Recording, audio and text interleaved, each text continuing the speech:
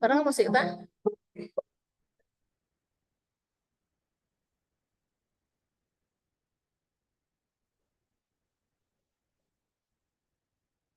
Kan naik.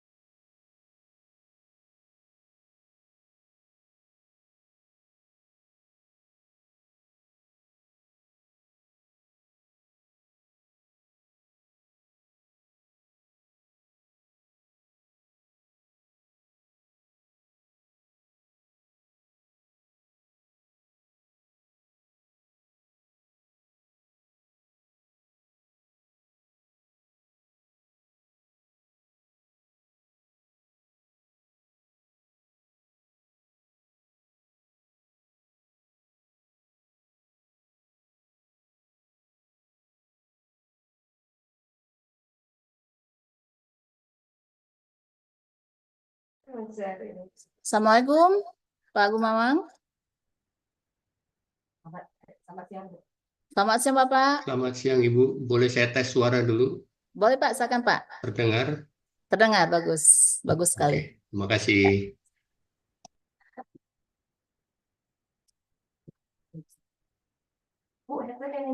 Headsetnya mana? Ayo.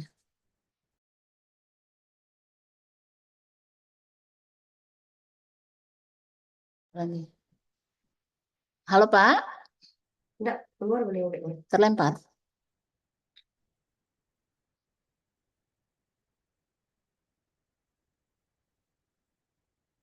Pak Zaim nggak masuk.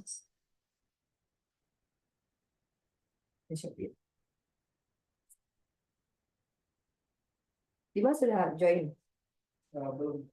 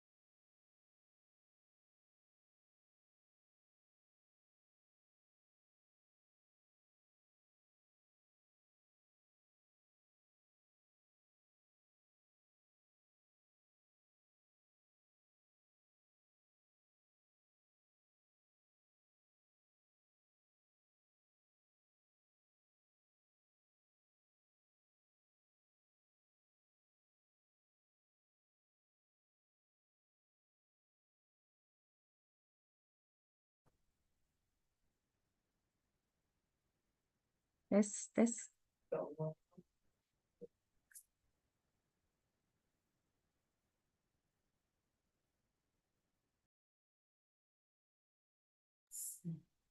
Halo, tes.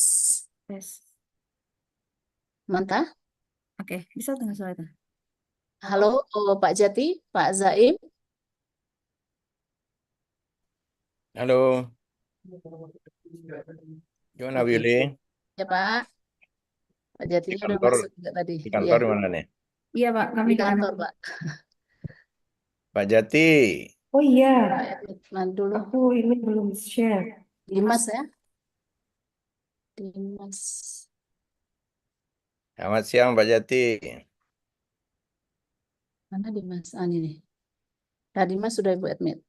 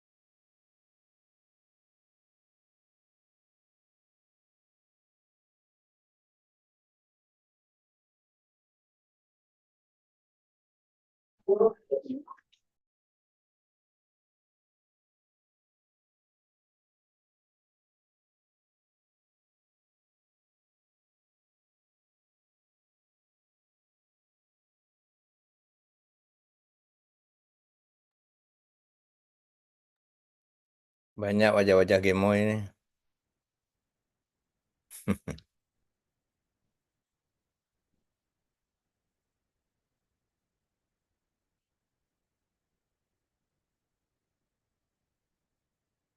Sudah 106 pesertanya Willy. Iya, Pak. Ada sekitar 400-an yang sudah mendaftar. Jadi kita pakai streaming YouTube juga, Pak. Oh ya, Kita share aja Ibu ya. Kita share ya. Kita share. Dari share. Pak Afif. Udah tak kirim ke Ibu ya. Udah. Ya. Ya, Baru, sih. baru.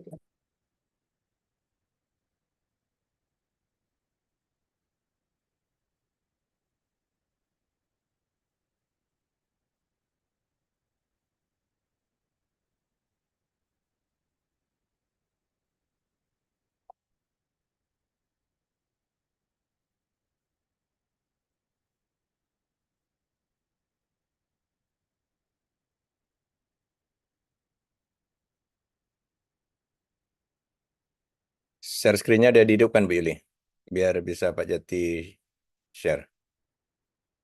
Atau jadi co-host saja.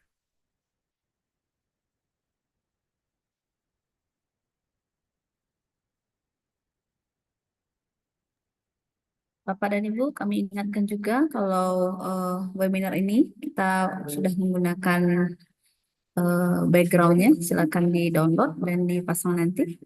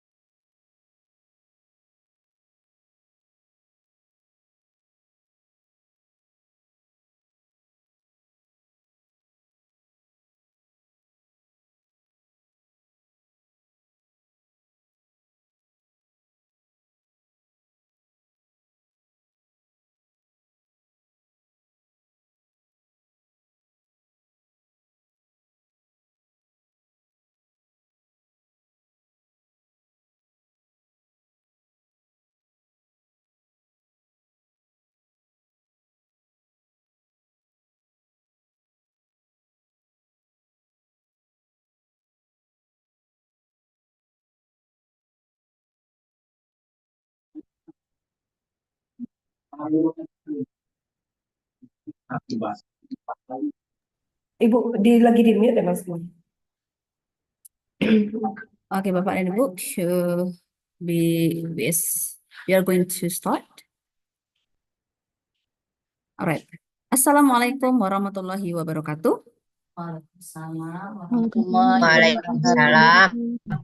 Honorable Vice President of TEFLIN, Professor Dr. M. Zaim M. Hum, Honorable TEFLIN Coordinator for West Sumatra Province, Dr. Refnadi M. Lid, Honorable Chairperson of the 2024 TEFLIN webinar, Dr. Yuli Tiarina MPD, and the most importantly, our distinguished participants of the TEFLIN webinar today. A special acknowledgement to our respectable speaker, Dr. Gumawan Jati. Good afternoon, sir. We extend our gratitude for joining us and generously sharing your knowledge with the participants of today's webinar. Alhamdulillah, we offer our praise and gratitude to Allah Subhanahu wa Ta'ala for His guidance and grace that we are able to gather here to learn from such exceptional speaker. Salawat and salam, peace be upon our Prophet Muhammad Sallallahu Alaihi Wasallam. May we all receive his shafa'at and blessings. Ladies and gentlemen, the theme of today's webinar is Integrating AI in English language classrooms, Opportunities and Challenges. Before we proceed, allow me to introduce myself. I am Dr. Fitrawati, SS MPD, and I will be the Master of Ceremony for this event. Ladies and gentlemen, the ceremony today commencement with the national anthem of Indonesia, Indonesia Raya.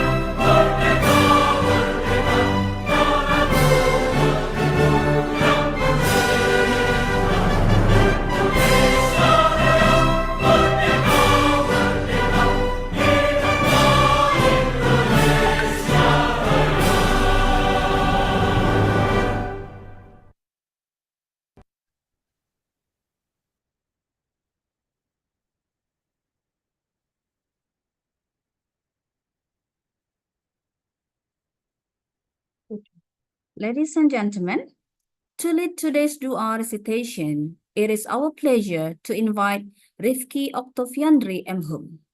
Rifki Oktaviandri Mhum, time is yours. Assalamualaikum warahmatullahi wabarakatuh.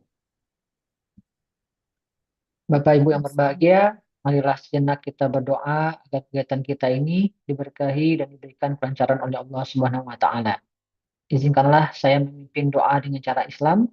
Bapak Ibu hadirin sekalian mohon berkenan untuk menyesuaikan sesuai dengan agama dan keyakinan masing-masing. Mari kita mulai dengan membaca Ummul Quran Al-Fatihah. Bismillahirrahmanirrahim. Alhamdulillahirabbil alamin. Arrahmanirrahim. Maliki yaumiddin. Iyyaka na'budu wa iyyaka nasta'in. Ihdinas siratal mustaqim. Siratal ladzina an'amta 'alaihim ghairil maghdubi 'alaihim waladdallin.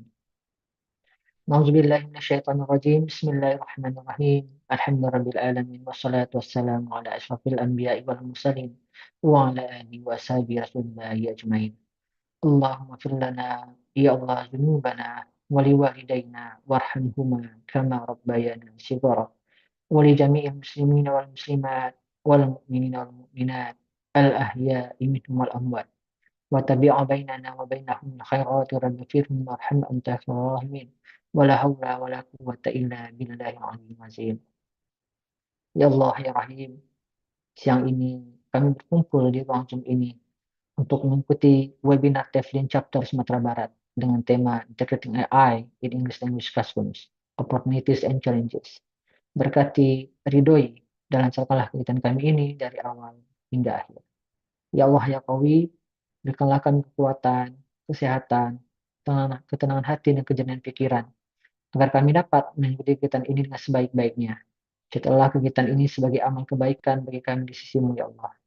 Ya Allah ya Alim, bukalah hati dan pikiran kami, agar kami dapat menerima ilmu dan kegiatan ini dengan penuh kerendahan hati.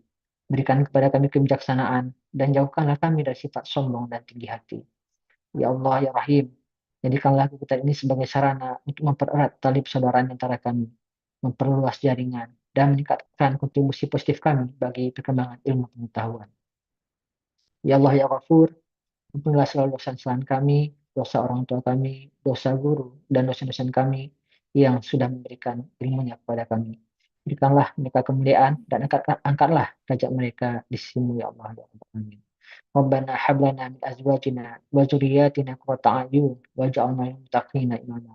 Rabbana atina fid dunya hasanah wa fil akhirati hasanah wa qina adzabannar.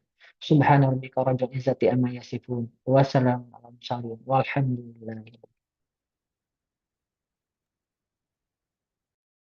All right, ladies and gentlemen, the official opening speech will be delivered by the Vice President of TEFLIN, Professor Dr. Mzaim Mhum.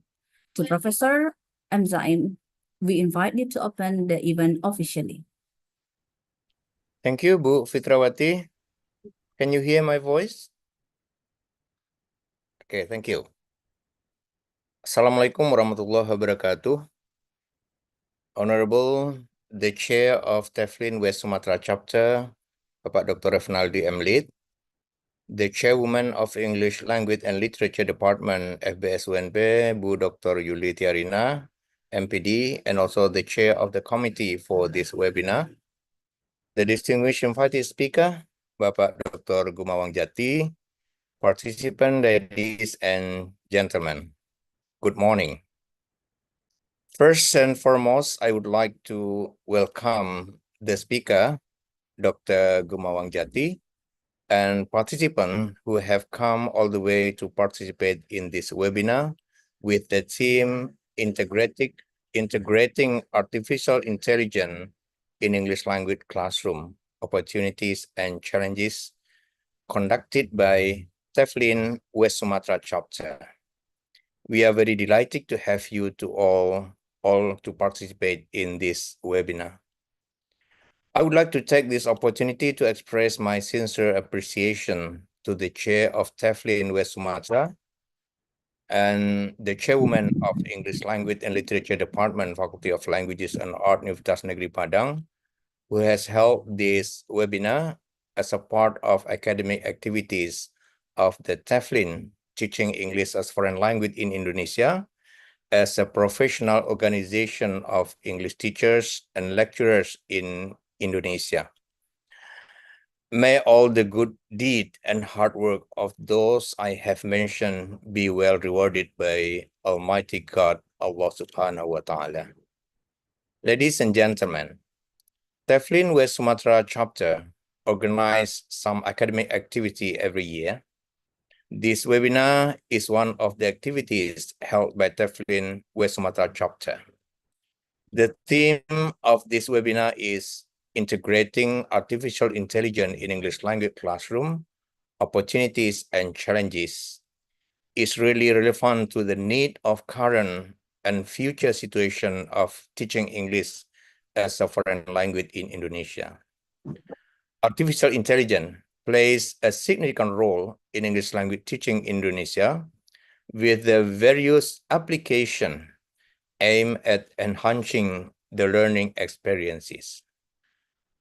Artificial intelligence can analyze individual student performance and adapt learning material to fit their needs, and this allows for personalized lesson plan that address specific weaknesses and strengths, making the learning process more effective. In addition, artificial application provide learner with opportunities to practice speaking and writing in English through interactive conversation, voice recognition, and feedback. This tool can stimulate real-life scenarios, helping students improve their language skill in practical content. We can also find that the role of artificial intelligence that can streamline the assessment process by evaluating student written work and providing instant feedback. And I think this helps students understand their mistakes and learn from them more quickly than traditional method. So there are many roles of artificial intelligence. That's why I'm happy to hear that TEFLIN West Sumatra chapter try to make this topic to be the theme of this webinar.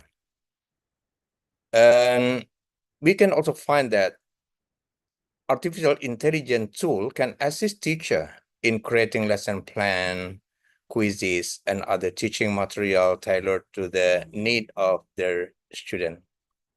And we are happy that Bapak Dr. Gumawan Jati can give material for this webinar this afternoon.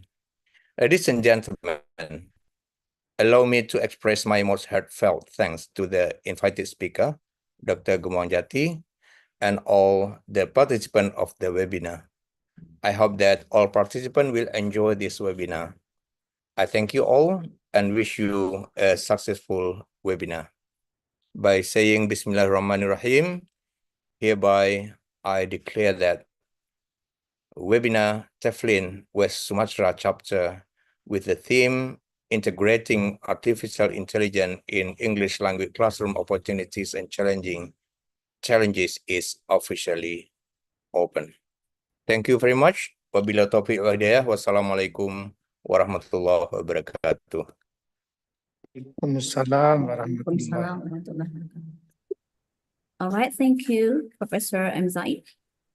Ladies and gentlemen, we will proceed to the main session of today's event, the presentation by our distinguished speaker, Dr. Gumawan Jati, who is already with us today.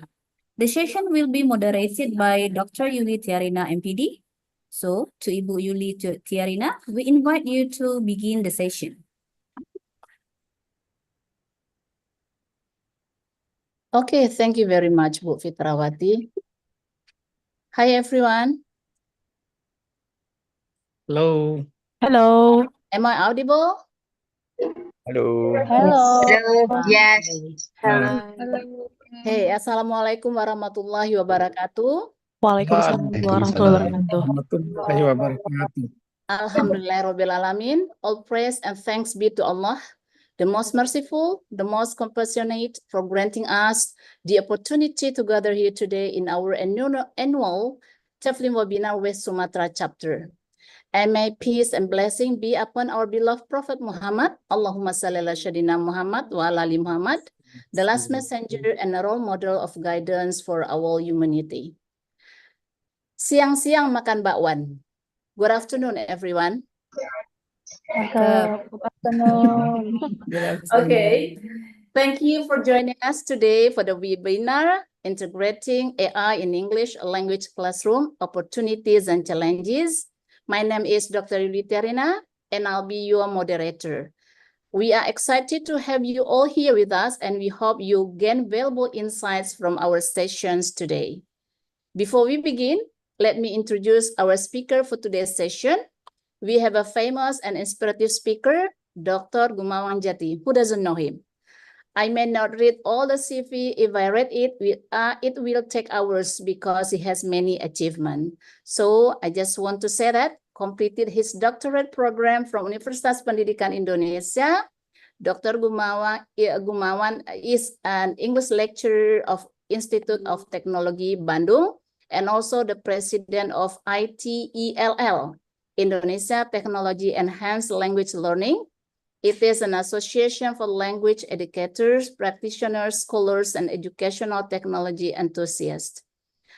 Dr. Gumawang Jati will be sharing his expertise on something that is becoming hot topic with pro and contra point of view. Yes, this is about AI. How to integrate it in English language classroom by looking its opportunities and challenges. Before we dive in, I'd like to go over a few housekeeping items. Today's webinar will last for about 2.5 hours, including a question and answer and also interactive discussion at the end. Feel free to type your questions in the chat box or the question and answer section at any time during the presentation. And we'll address them after the main session. Also, this session will be recorded and we will send the recording to all the participants afterward. Okay, without further ado, let's get started. Dr. Gumawang, the virtual floor is yours. Okay, Ibu Tiarina, thank you very much. Prof. Zaim, thank you for inviting me. And also Pak Refnaldi and everyone. I'm so happy to talk to you and share my knowledge, what I know about AI. It's still controversial. People talk about that a lot, especially for education. So I'm not going to say a lot later, but we're going to explore. Then you will practice a little bit, then practice again and explore again, and we discuss that. So I hope that you can try. I'm going to give you some sites later on to try to have a feeling of what its AI feels like. Then we discuss it. So the challenges and also the problems, what we encounter, I'm not going to tell you because I'm going to tell you, then you will fall asleep. It's better if you experience a little bit and then we share your feeling, we share your thought about the apps because it's explorable. It's something new. Okay, let me share my slide. Hopefully it will work. Okay.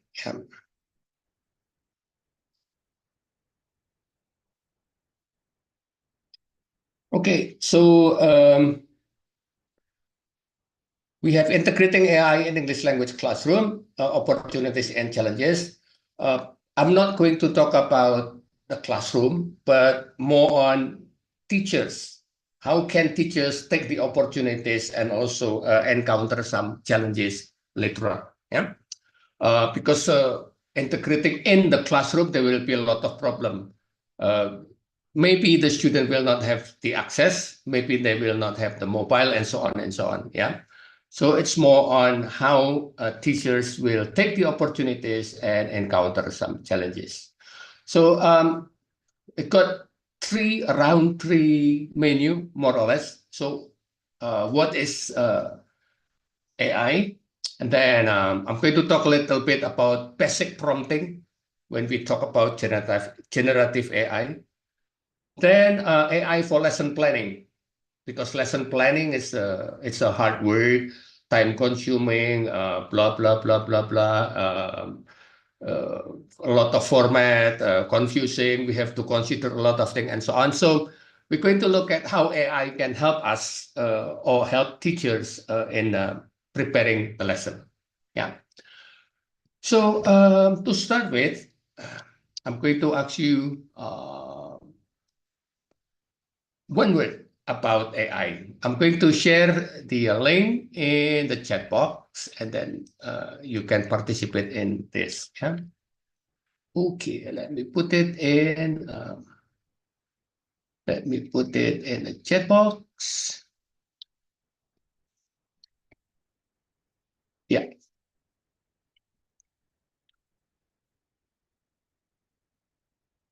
So what is AI? No, not what is AI. One word about AI. Just one word. Lovely, funny. You can use bahasa Indonesia if you like. Menyebalkan. Yeah, one word about AI.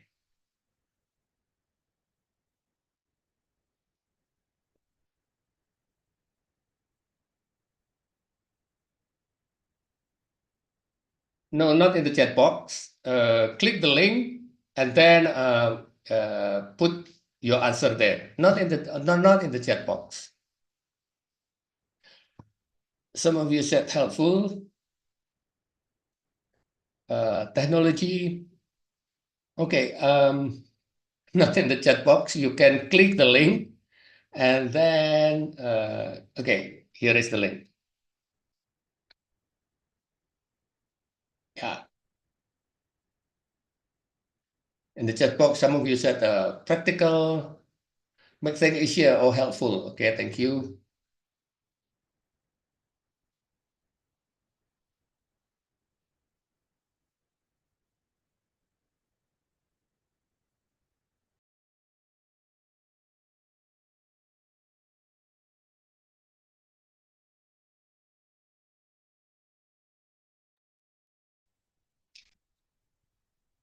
Technology-based, technology, helpful, practical, advanced. Okay, thank you very much, everyone.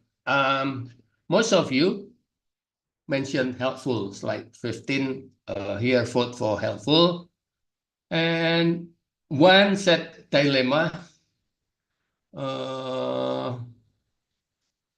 One mentioned co-pilot here. Okay, challenging. Yes, it's a robot. Agree with that.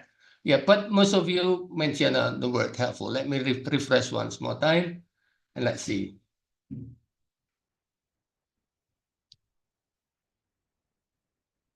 Helpful. Okay. So when it's helpful, you should allow your students to use it. You should allow your student to talk or consult or use ChatGPT, to use Gemini, to use other AIs that's available. Yeah. So never forbid your student not to use AI. Yeah. Some teachers still AI is not good and so on, but most of you said helpful. Yeah. So it's good. Okay. Let's move on a little bit. AI or artificial intelligence that you are familiar with. I'm going to share the link. Okay. I want to know AIs that you are familiar with. We put it in the chat.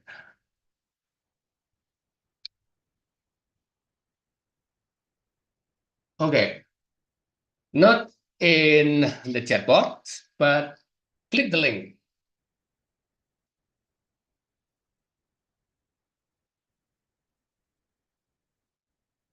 ChatGPT, Gemini, okay.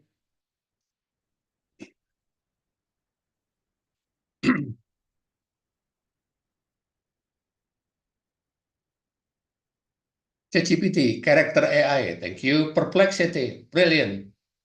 So most of you, some of you familiar with that. Copilot, ChatGPT, Gamma, Claude, okay. Canva, interesting. Killboard, typeset, lah semuanya keren kok. Gemini, ChatGPT, natural reader, that's interesting. Author.id, yes, that's getting more popular. David Priest, ini sudah kenal semua. Kayaknya salah alamat kalau sudah kenal semua. Well, let's see what's the challenges later on. Humata.ai, Grammarly, yes, that's also useful. Research Rabbit, QReport, that's interesting. QReport is a half AI, actually. Okay. David, yes.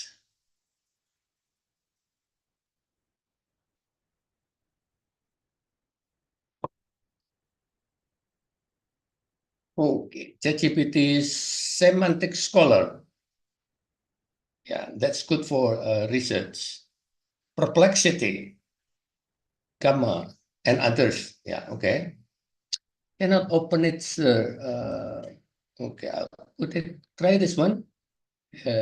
Ibu Mesia.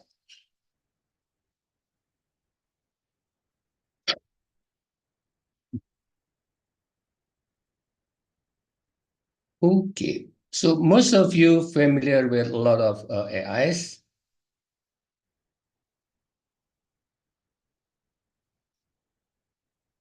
Yeah.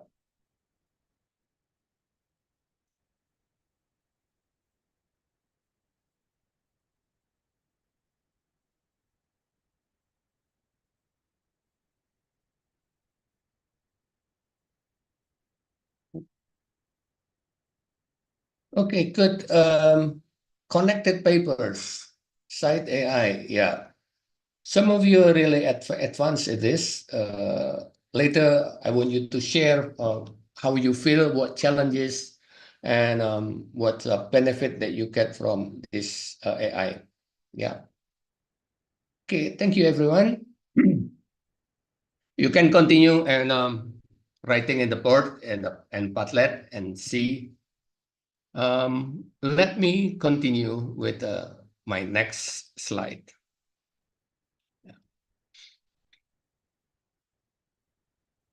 Okay, this is a definition that I like, that we can explain what is AI actually. It's a branch of computer science concerned with building smart machine. So it's a machine. It's not human, it's a machine capable of performing tasks. So they can perform tasks. Kalau disuruh, they can perform tasks if you ask for it. They can perform tasks if you give prompt. So if you give the wrong prompt, then they will perform the wrong task for sure. Yeah. So this task or this machine can do it like human, using human intelligence, using human logic. Yeah. But again, it can capable of performing tasks, meaning that's very much depends on the prompt. Okay, that we have to keep that in mind. Now, and it's creating new contents. So they focus on creating new content, not copying, not imitating, but they create new content. They create a text. That's new text. If you ask ChatGPT today a questions, the same question you ask to ChatGPT in a different context, tomorrow they will give you new text, new content. Yeah, creating new image. So if you give a prompt today, the same prompt that you give, for example, next 2 days later, they will give you different images, even though the prompt is the same. For example, if I ask Ibu Tiarina today, hi Ibu, how are you? The answer is yes, I'm fine, thank you, Pak. Then I ask the same question, hi Ibu, how are you? The answer probably, oh, great, Pak, amazing, whatever. Yeah. So they always create new text, new voice, new images. They can create music. They can create even code, but always new music, new code. Yeah, everything is it's new. So keep that in mind. Yeah, later on we're going to discuss that. Now, AI also doesn't just analyze or classify the data, so they generate original content. They generate original content, not human content. Yeah, original, not human original, but originally from AI. So they generate things that never exist before. That's why if you give a text or if you give a prompt so that the AI will perform or will write a text, the text it's never exists before. Yeah, just like human. They will generate original content. Yeah. From the thinking, no, we're going to talk about that later. How they generate or how they generate the original content from around the AI world, for sure. Yeah. Now, going to talk a little bit about the myths and realities. Yeah. Before I continue, if you have any questions during my talk, then you can ask questions. Feel free, ask questions in the chat box. Ya, jadi chatnya digunakan untuk tanya jawab aja, nggak apa-apa. Will participant get my presentation? Yes, I will share my presentation slide with you. I will share it. No need to worry about that. If you want to have it right now, I can give it to you right now. You can keep this link.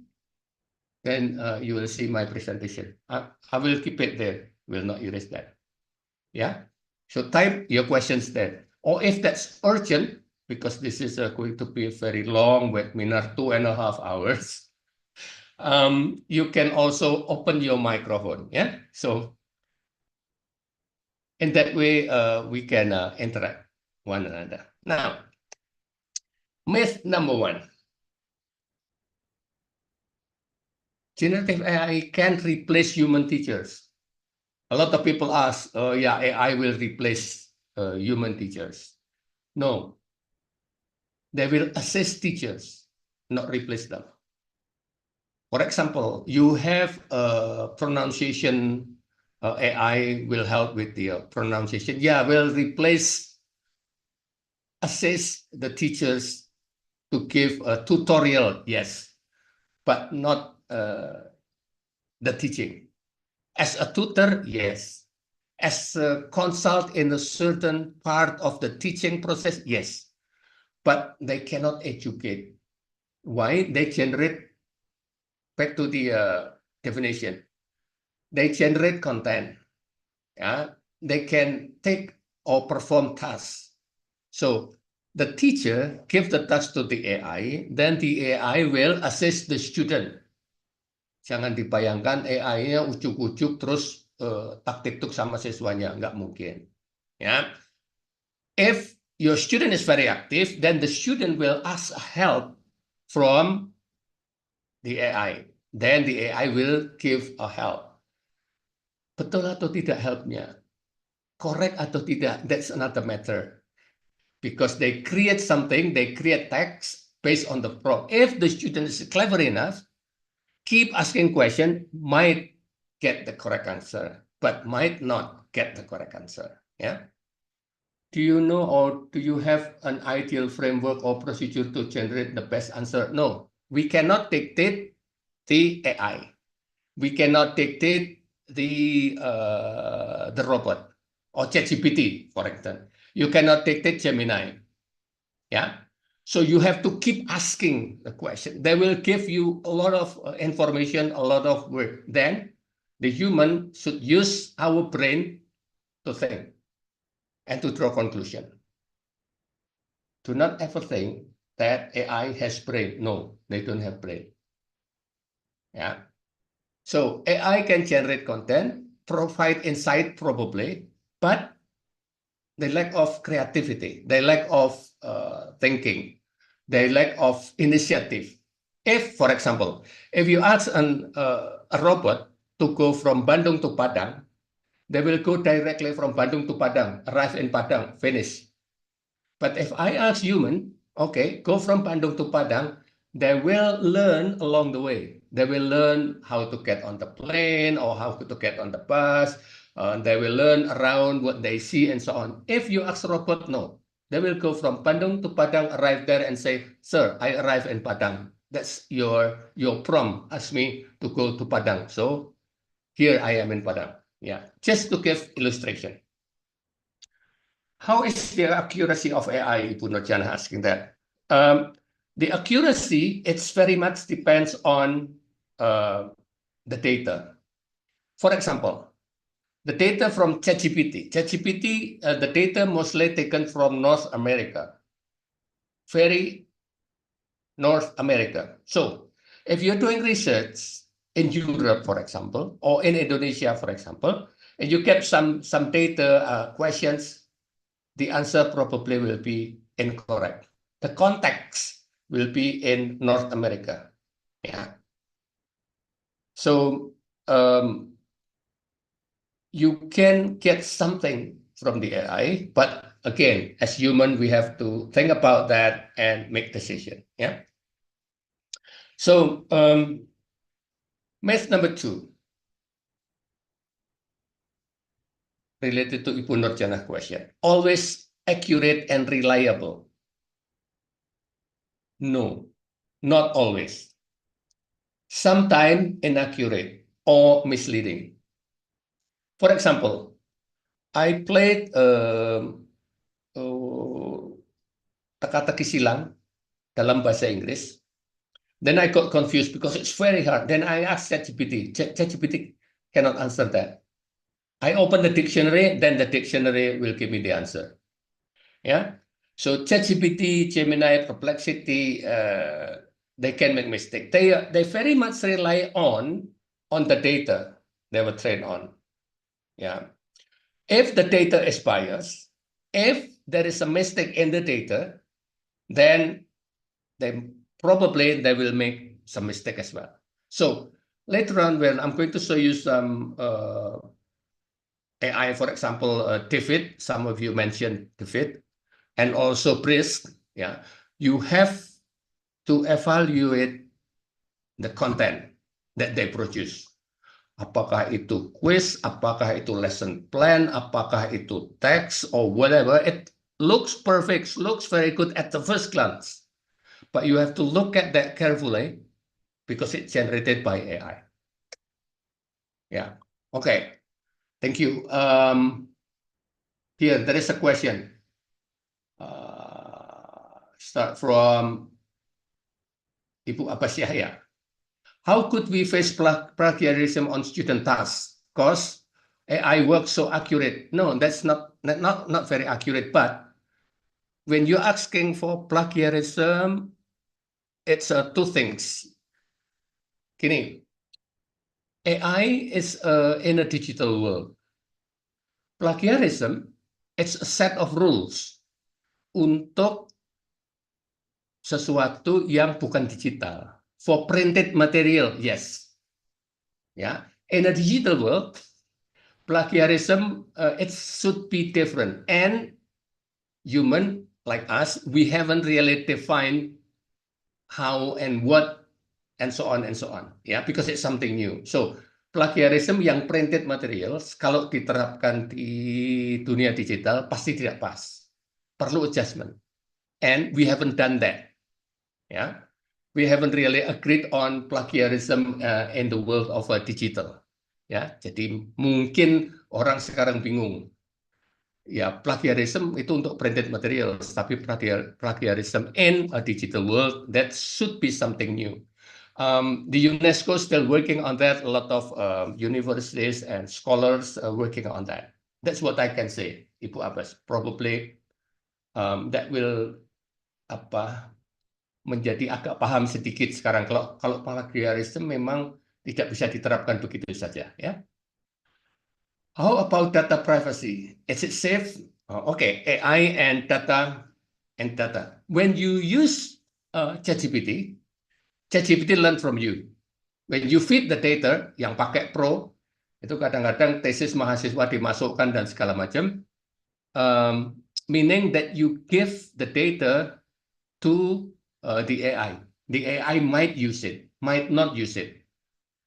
Very much depends on what they need. Yeah.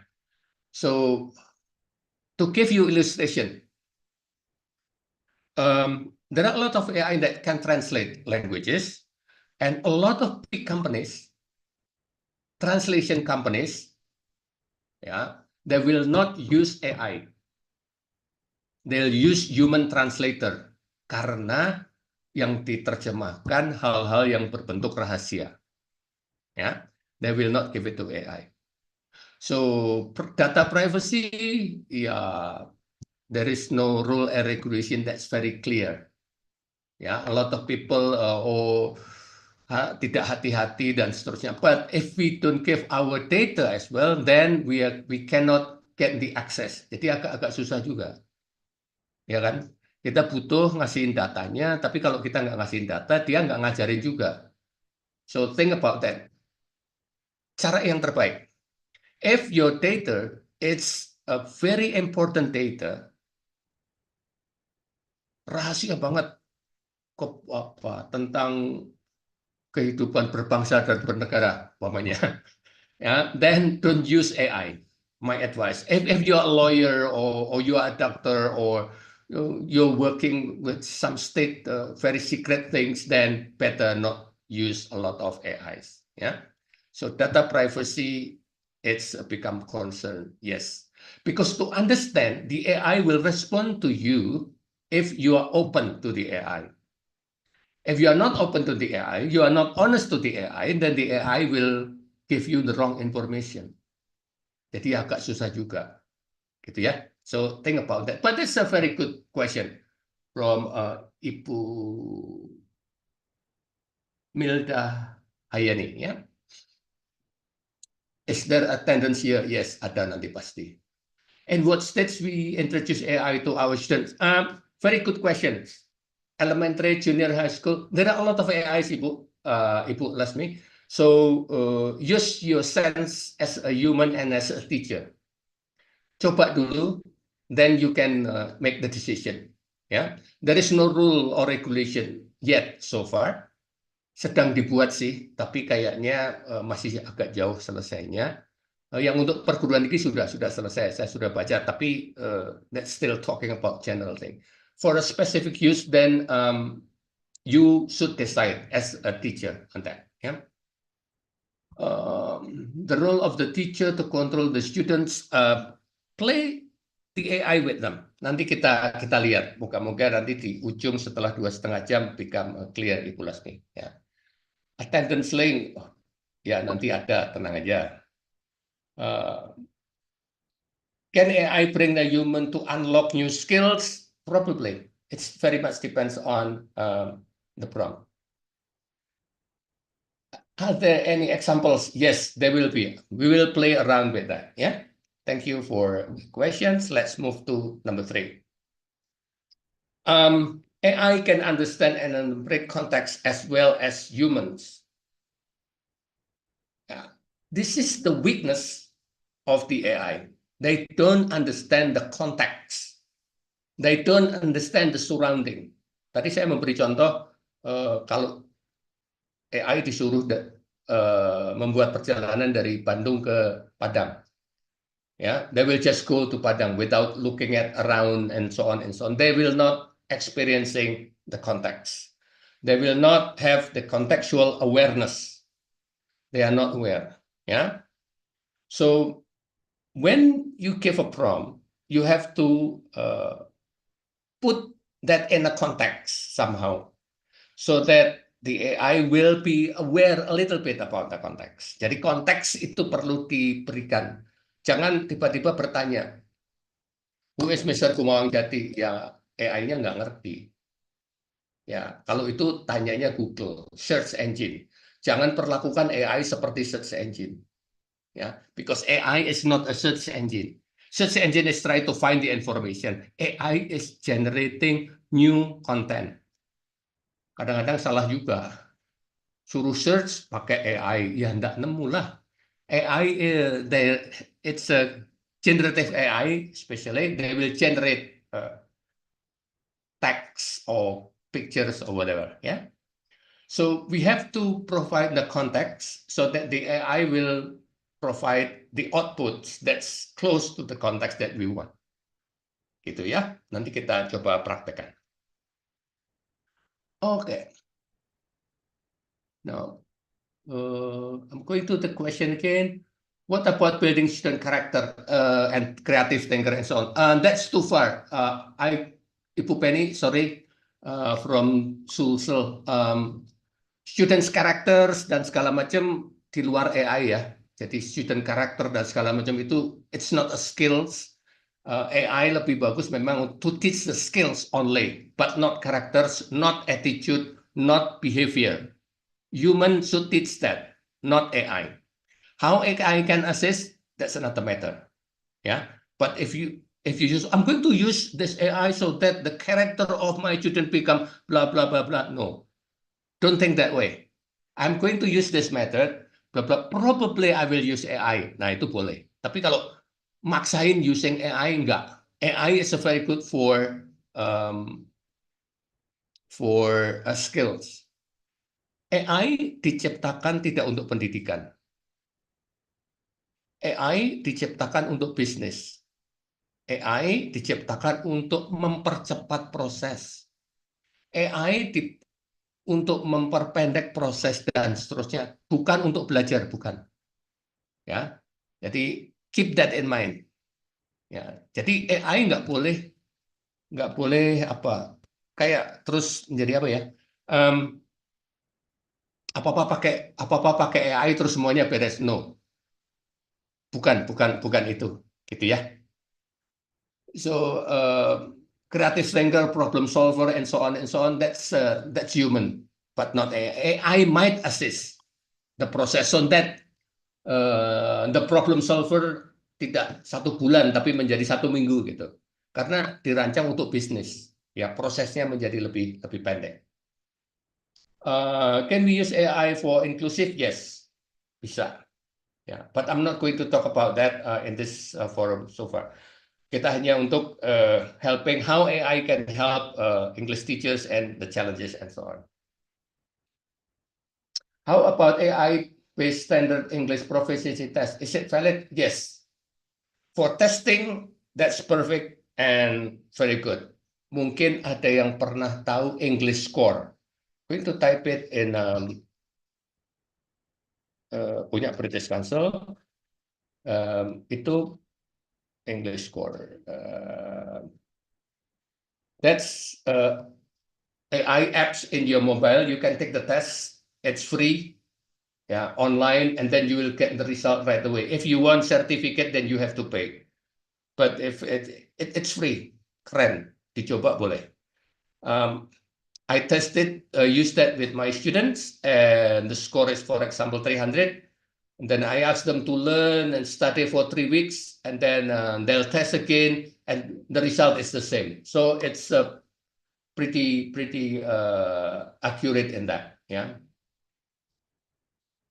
Okay, how about AI-based standard English proficiency? Okay, sometimes we use AI to identify students' manuscript, but these tools can sometimes result in false detection. Of course, because they don't understand the context, Ibu. Yeah, student manuscript, it's very contextual. Kalau mahasiswanya Prof. Yaim, pasti konteksnya kebanyakan ya Sumatera Barat. AI-nya buatan Amerika Utara ya, pasti banyak yang keliru. Ya. Oke. AI useful, applicable for language skills. We're going to talk about that in a minute. Yeah. Now, myth number 5: generative AI understand language like human. No, AI do not understand language. Jangan salah. AI or generative AI understand your prompt. They don't speak any language. No, they don't speak language. Yeah, they generate understandable language like human. Yes.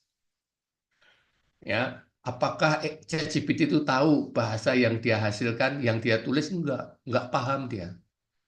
Asli, enggak paham. Because they machine. Ya. They lack of true comprehension. They rely on statistic, they rely on the data, they rely on the prompt, they rely on the engines, how they work. They rely on the large language model. What's the model like? Gitu. Ya.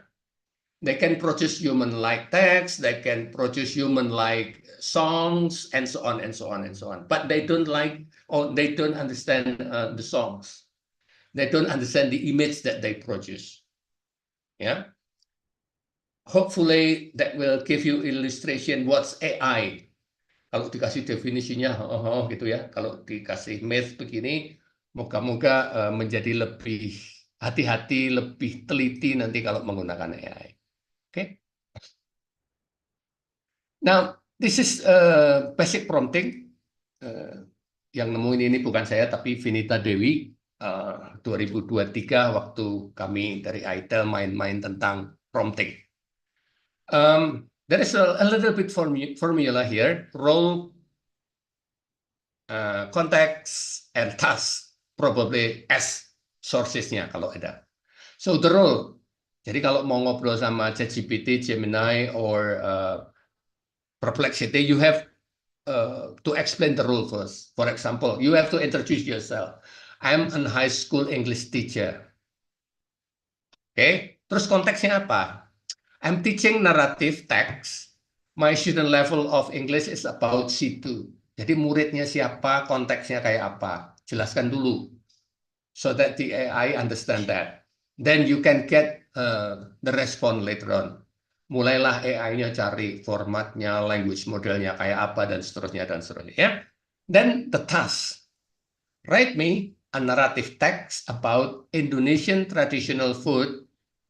The text should be around 500 words. Baru dikasih tugasnya. Jangan dibalik. Tugasnya terus tahu, write me a narrative text about Indonesian traditional food, bla bla bla bla. Ya, dia ngasih aja nanti teksnya. But not for a high school teacher. Gitu. Dia ngasih teks umum aja. Ya. That's why role, context, and task is important. Because we are talking to machine. We are not talking to human. We are talking to a machine that do not understand human language. They understand logic. They understand formula. They understand large language model. That's why we have to create a good prompt. Yeah. Hopefully this one is useful. Now let's try using this prompt to ChatGPT. Yeah. So I'm going to give me 1 second.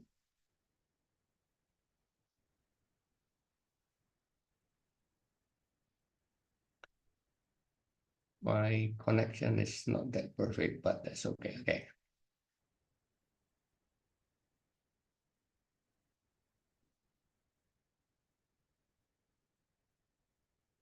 Then I will go to my ChatGPT.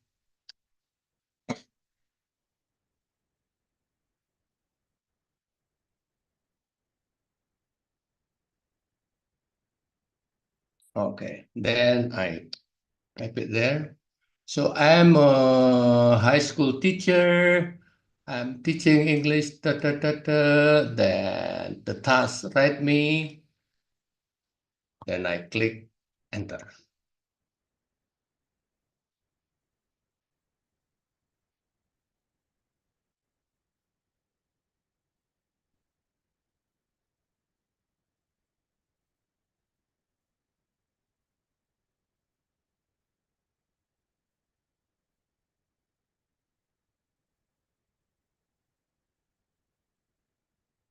Yeah.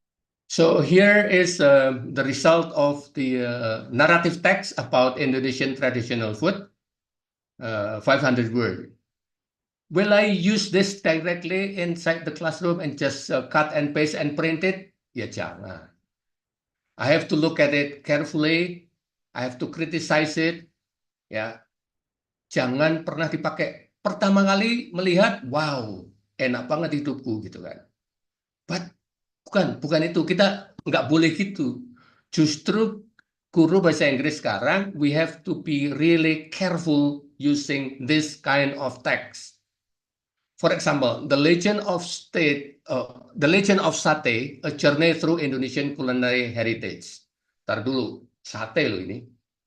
This machine is from North America.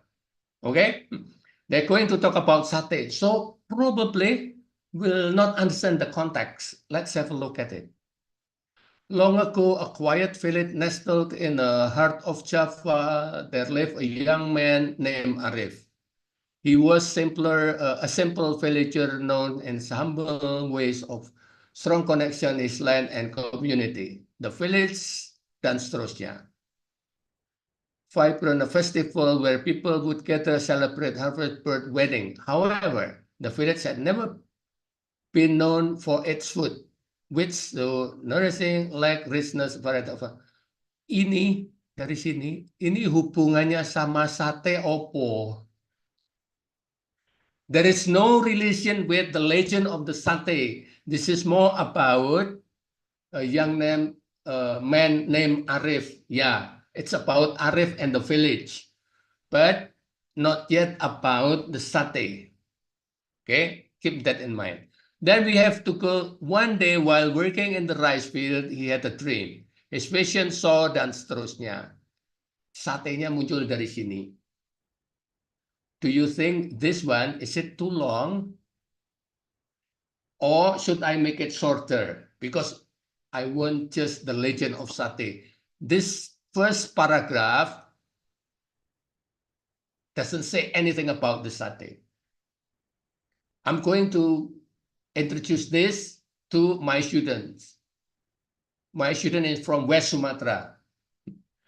Things like that. So I change this.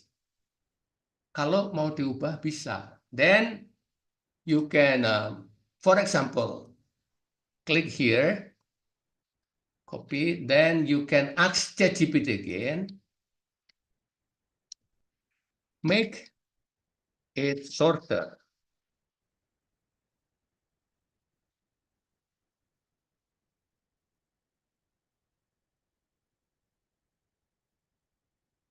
Okay, now long ago, make it shorter. So in another word, now we are discussing this text with AI. Ya, jadi bisa membuat teks. Pesan saya jangan langsung dipakai. Think about that. Is the vocabulary enough or is it too difficult? ChatGPT tends to give a lot of adjectives.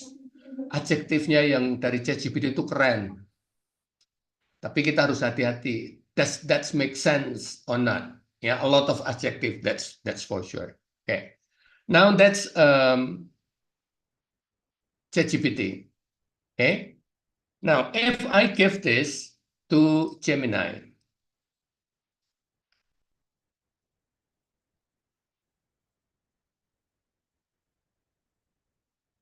I'm going to give the same prompt to Gemini.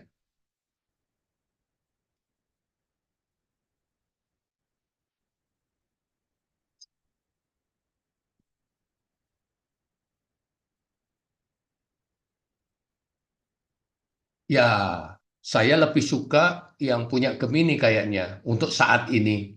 For this case, they will say culinary journey through Indonesia, not just sate. Indonesia, a vast archipelago with thousands of islands, is renowned for rich cultural heritage, blah blah blah. Originating from Minangkabau people, West Sumatra, rendang is the slow dan seterusnya. Oke, so ini ngomongin rendang, terus ini ngomongin lemang, and so on. Indonesia cuisine is not only delicious, but dan seterusnya. Okay, so when you're going to create something for your student, do not just use one AI. Use more than one AI, and then see which one is applicable and is appropriate for your classroom. Yeah, keep that in mind. When you use Gemini, then click this one, show drafts. Ini yang di ChatGPT nggak ada. Ya, so I have draft 1, I have draft 2, slightly different. Rendang, sate, gado-gado, and pisang goreng. So introducing more variation on that. Then here, draft 3. So have a look at that. Which one is more appropriate for your classroom? Yeah. So that's an example of prompting, basic prompting for your teaching. But again, the first that they produce, do not just use that. We have to look at it carefully, think about our student, and make some adjustment. Itu saran saya. Zaman dulu googling lama nyarinya dan seterusnya. This one is a lot easier, but sama aja. Do not use it directly for your teaching. Okay? So that's ChatGPT and Gemini using the prompt. Yeah. Again, R, C, T, and probably S. Role, context, and task. Then you will get a better result. Yeah. Okay. Now, can ChatGPT write questions? Yes. For example, I have the text, ya. Terus saya suruh bikin pertanyaan. Write me pen multiple choice question with the answer key. Oke. Bisa nggak dia? Bisa. Bener nggak pertanyaannya? Nggak tahu. We have to again, because this is from the engine of machines, then we have to look at that carefully. Ya, where did Arif live? Perlu nggak tadi? Padahal mau ngomongin sate, perlu ditanyain nggak? Ya nggak. Ya, apakah ChatGPT pinter? Enggak juga. Gitu ya. So it's a machine, it's a mechanic. They have a format and so on and so on. You have to keep that in mind. What was Arif known for in his village? That probably itu cocok gitu ya, dan seterusnya. Okay. And then you got the answer key. How if I give it to Gemini?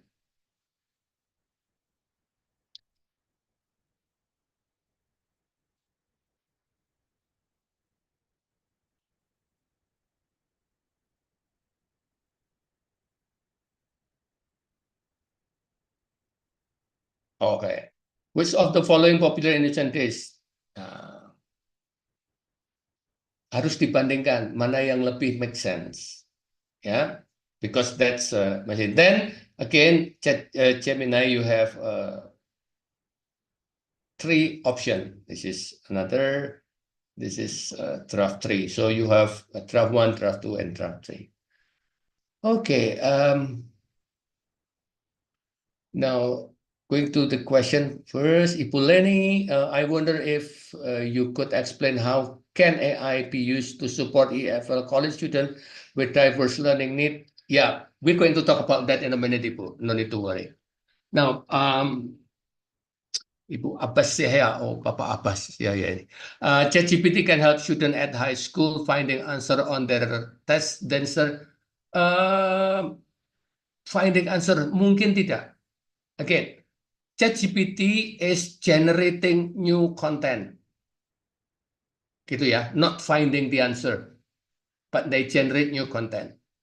Okay, they can generate question from the content that they create, dan seterusnya, dan seterusnya. Tapi terus nanti siswanya nyari jawaban di situ dan seterusnya. No, this is not for that purposes. Yeah. Okay, let's move on a little bit. Open questions bisa. Writing tasks for a homework bisa. For example, if I give here ChatGPT, ya, write me homework task for my student.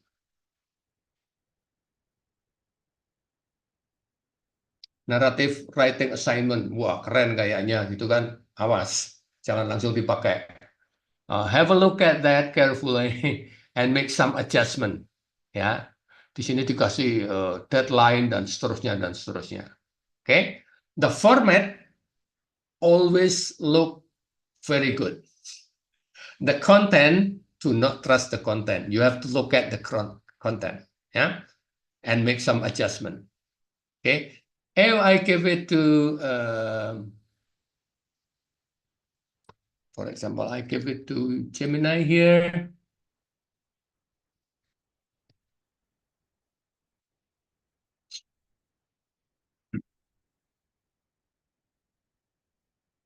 Yeah, this is instruction, you got example, and so on and so on. And then you got 3 options. Yeah. Okay. Now, what's the benefit for English teacher? Judulnya benefit kan. The benefit for English teacher that we have a good partner to talk about anything that we're going to teach. Kalau dulu mau bikin lesson plan, nanya temen, nanya dan seterusnya dan seterusnya. Ya, right now you have a friend to talk about. Okay, the challenge you have to understand what the capability of AI. Then you have to talk to your friend, to talk to colleague, or to try it after you got something from the AI. So what's AI produce? Do not use that directly for your teaching. Talk to your partner, think about it, talk to your friend. Paling tidak diendapkan. Jangan buru-buru. Jangan buru-buru di print. Endapkan, then come back the next day. Look at that critically. So that the quality become your quality, not AI quality. Itu. Kalau itu cut and paste, nanti ya pasti jelek. Makanya kita ngertiin kan, mahasiswa itu kalau ngasih tugas sekarang cut and paste saja, ya hasilnya jelek. Always out of context. Kita harus ngajarin mahasiswa, kalau mau pakai AI boleh, but then you have to use it critically, you have to make a lot of adjustment, so that you're free from bias, put it in the right context. Become human context, not machine context. Gitu ya, atau bahasa saya sih lebih suka dikasih nyawa gitu. Oke, Ibu Karmila Mahmud, thank you. Should the RCTSP in sequence to get better result? From my experience, yes. Yeah. For my experience, yes, I use that. When I give the R first, or the T first, for example, when I give a long task, then they get confused. Yeah. What's advantages use ChatGPT for teacher always? The advantages of the teacher that you got a friend, you got a tools that will help you. Temen curhat kalau istilah saya sih. Saya galau mau ngajar naratif, bikin teksnya nggak nemu-nemu jengkel gitu kan, then I go to AI, then I have to talk. You have a friend there. Itu aja sih. Ya, bukan sesuatu yang wah banget, bukan juga. Oke, thank you. Let's move on. Ya, nanti kita main-main. Nah, sekarang siap-siap. Tadi ada beberapa yang familiar with TEFLIN. Some of you familiar with TEFLIN. If you are not familiar with TEFLIN, that's okay. We're going to talk about that. But saya pengen lihat dulu berapa banyak yang familiar. Can you write in the chat box right now? Are you familiar with TEFLIN? Yes or no, please. No. Kalau no nanti saya pelan-pelan, kalau yes saya cepat. Oke. some of you know. Yang yes tadi satu. Okay, then we're going to play around with it, ya. Play around with it. Let's see. Nanti saya nggak cuma ngoceh, tapi saya pengen Bapak Ibu log in, nyobain gitu ya. So akan ada quiet moment. Nanti jangan bingung. Ini kok diem aja kan pada kenapa gitu ya? Atau saya diem aja gitu supaya jelas saja ya. Oke. If you are not familiar with TEFIT, then TEFIT is a lesson planning efficiency. Apakah tuh lesson plan-nya jadi keren, bagus? Enggak juga. Gitu ya. But efficiency, yes. Reducing the time for your preparation, yes. Ya. They generate materials, yes. They generate a lot of material. Ya. Levelnya bisa macam-macam dan seterusnya. That's over how to create quiz, vocabulary, reading, and so on, and so on, and so on for your classroom. But again, that's machine. Yeah, let's see what we can do. So I'm going to show you what's different. I'm going to show you first. Nanti saya kasih waktu untuk praktek. Tapi sekarang lihat aja dulu yang ada di layar ya. So we have 4. Then I got the account. And then you have to log in. Later you can create an account and log in. Now, literally anything. Yeah, literally anything, meaning that you can enter topic here, or theme, or question, or whatever. For example, if I put here climate change, okay, then the reading level, for example, very low. I put it 5th grade. Language, English. So, nanti kalau punya kenalan yang ngajar bahasa Arab, bahasa Mandarin, bahasa Jepang, bahasa whatever, you can introduce TEFIT to them so that they can use it as well. Ya, dengan ngajarin orang lain biasanya terus menjadi lebih lancar menggunakannya. Type of reading, informational text. Okay, I choose that. Then I click generate resources.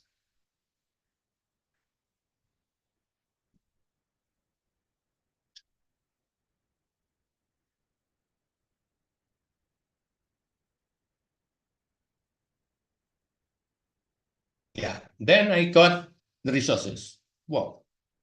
I got the pictures here. Why pictures?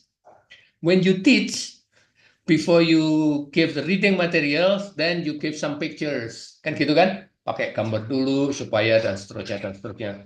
Pinter dia. Kasih pictures-nya dulu. Gitu ya. Which one? Then you got some option about the climate change. Which one is appropriate for you? Gitu. Jadi buatan AI, they generate images, then you choose which one is appropriate for you. Then you got the reading text, adapted reading passage. You can adjust the length. You can show resources. Jadi dia nyomot dari mana-mana. If I click this, ada resourcesnya. Okay. They create the content from these resources. Then I can hide it. If I want to adjust the length, how long should be adaptation be? Short, medium. Click medium, then I generate. Then the text become a little bit longer. Yeah. So a little bit longer. Then I can edit as well. Okay. I can copy.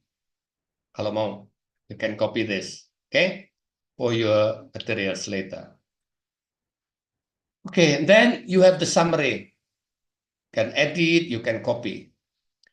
Then you have vocabulary. You can add image if you like.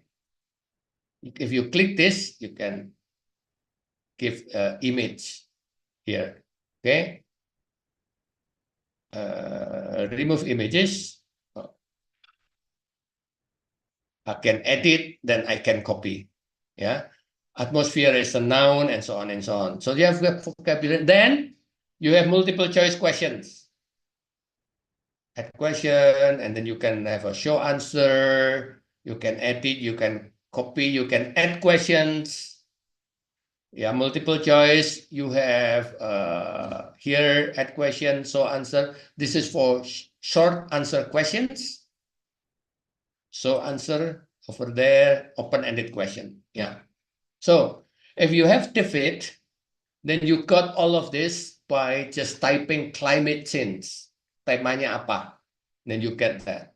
But remember, this is maybe not appropriate in the context of Indonesia. Think about that. Probably you will change something. Mungkin ada hal yang tidak appropriate. Climate change is global. It's okay, but if your team or if your topic is very specific, probably you need to make a lot of adjustment. So think about that. Ya. Oke, jadi ini sudah di copy gitu kan, di copy taruh di Word dan segala macam, copy taruh di Word dan segala macam. Then questionsnya sama, nanti di print untuk kegiatan di kelas dan seterusnya. Then you can click here for student ready activities. Ya, jadi yang tadi di copy, dibikin di Word dan seterusnya. Then you can get student activities. If you click that, then you have climate change activities. Are you going to choose basic? Putuskan dulu yang di atas ini. Ya, basic or summarize learning, or are you going to stress on vocabulary, or probably you're going to focus on reading strategies, or probably on writing strategies, atau mau text analysis, atau mau collaboration, or probably you will encourage your student for critical thinking. So think about that. For example, I'm choosing one, critical thinking. Then you look at many options here. Vocabulary, digital docs, printable docs. Then which template are you going to use? Kalau belum pernah biasa pakai David, biasanya bingung. Diklik semua gitu, jadinya bagus semua. Terus bingung, yang mau dipakai untuk ngajar yang mana. Finally you do not use all of them and then you go back to your old book. That's okay. Itu ya, jadi a lot of time later to explore, tapi dicoba aja. For example, I'm going to choose critical thinking, then for example, this one, Prismap, full part. Okay, then I have this Prismap full two part. Then I got this, I got that. Then I have this, kan critical thinking, jadi ada analisisnya dan segala macam, answer and explain and so on and so on. Yeah, I got this, reflect and discuss. Then I can export the activity. Export. Then I can export it in PowerPoint, PDF, yeah, or docs.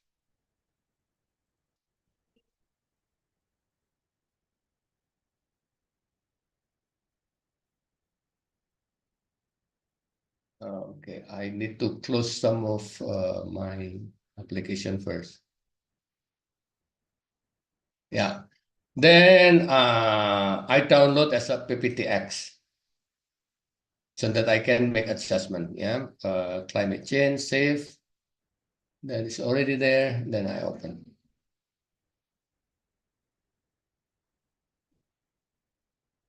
Yeah. So I have this teacher's instruction here, image analysis, karena tadi critical thinking. Jadi key vocabulary, read and take notes, and this is the map, and so on. Yeah. So I got the varieties of worksheet over here. Okay. So that's TEFLIN.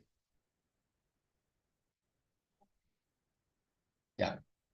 Okay, that's TEFLIN. Now going back here, that's TEFLIN from literary anything. So if I click here, article or YouTube link, if I have a YouTube link, bahannya dari YouTube, terus kalau zaman dulu kan bikin lesson plan-nya didengerin, then I played several times, make the question, and so on and so on. With this one, will be a lot quicker. Article or YouTube link. For example, if I'm having this, let me try. This is not from YouTube. I never tried it before. Let's try. Usually I use YouTube, but this is from TED, probably. This is, hopefully this is work. English 5th grade, I make it now 11. Generate resources. Let's see.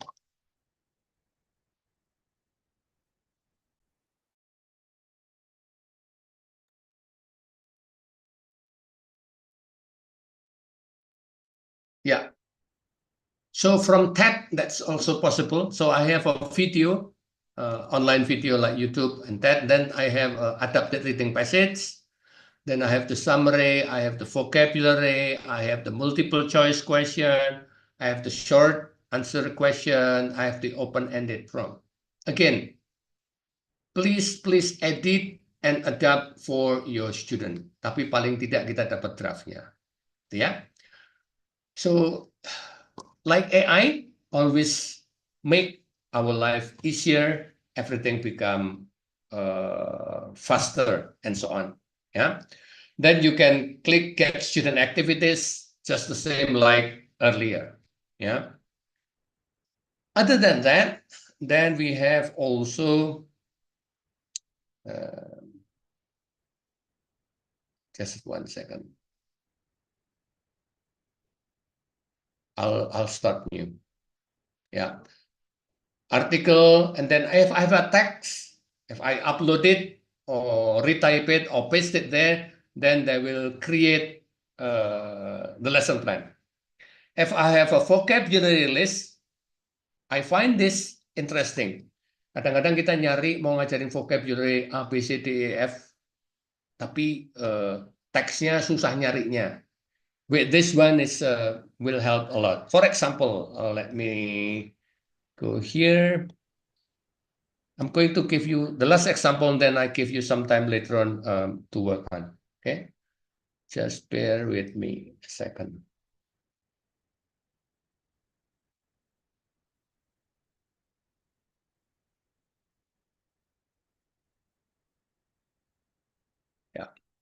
Yeah. For example, if I have this set of vocabulary,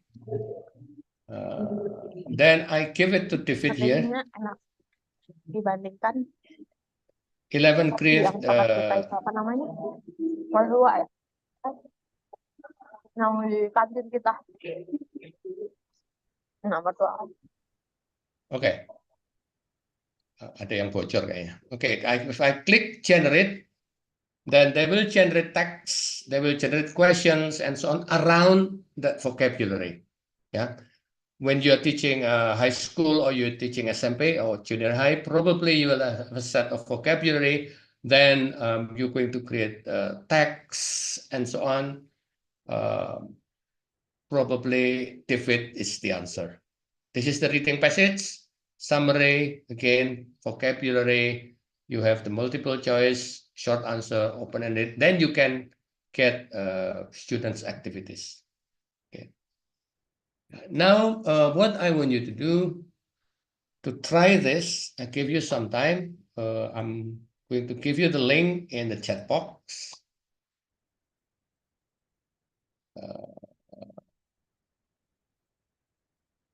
Lalu bikin akun dulu, terutama yang belum. Ya. Then try it. I'm going to give you like 10 minutes, around 10 minutes.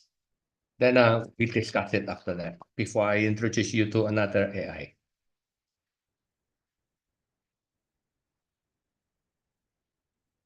Okay, now can you click that and create an account? Paling tidak punya akun dulu. Ya. And I'm going to answer some questions from the chat box. how can we detect in a glance for a case of a big size class? It is hard to detect authenticity of the students' work. With or without AI, if you have a big class, it's always a problem to check whether this is originally from the students or not. Ada yang nyontek pastinya. Nyonteknya kalau sekarang ada AI, zaman dulu juga nyontek juga sih. Gitu.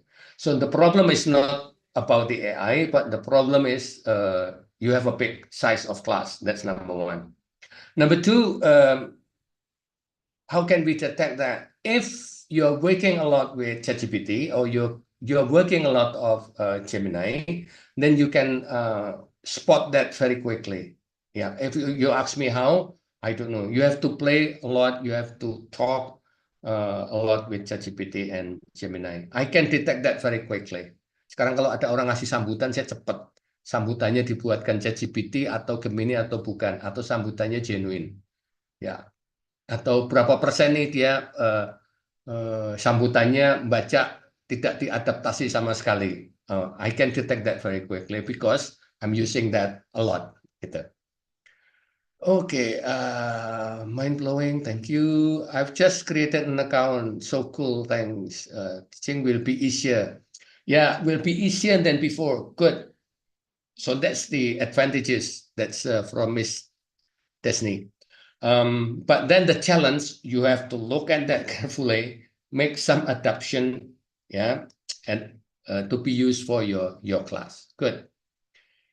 Is it free or it's possible to adjust existing material and use? Yeah, you have to adjust it. It's that like I show you. That's from Ibu Dewi Yana. Yeah, it's free. It's a freemium. Ada yang free, ada yang nanti harus berbayar. Ya, but the free version it's very helpful. Ya, sudah cukup bagus untuk di sana. Okay, it seems that David is more complete feature. I will use it in my teaching. Okay, thank you, Ibu Nurjana. You can use that. Make some adjustment. That's my advice.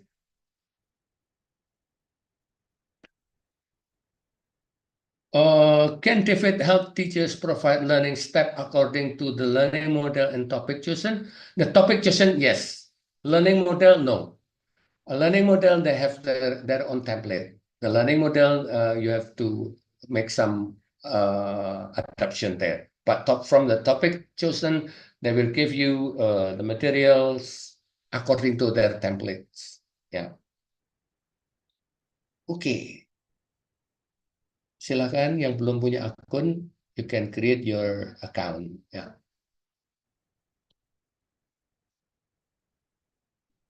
Lifesaver, Ibu Bena, yes.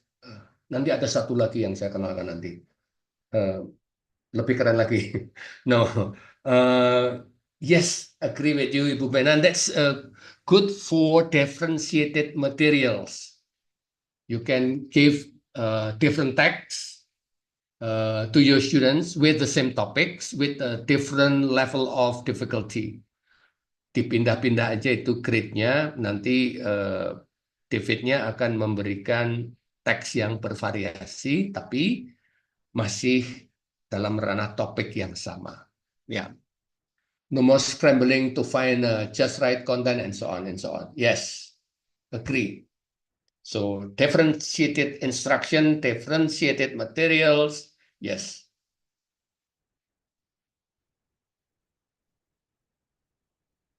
Yeah, Ibu Katika, it's new. Okay, explore that, Ibu, and hopefully that's become useful.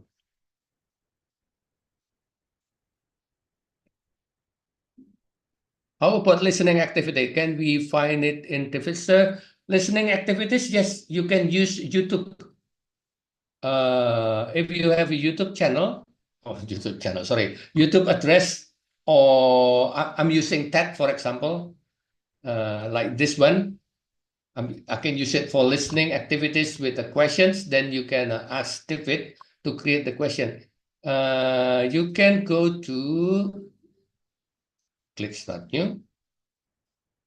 Put the link here, article or YouTube link. Put the link there. Then, for example, if I have this video, ya, suruh mahasiswanya dengerin, or the students listen to that, go to that link. After that, then you can generate the resources.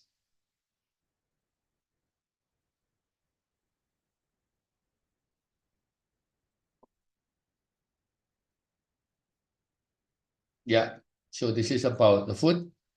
Why rice is so popular. That's the video about why rice is so popular. Then you got the text, you got the summary, you got the vocabulary, then you got the multiple choice question. So it's good for listening as well.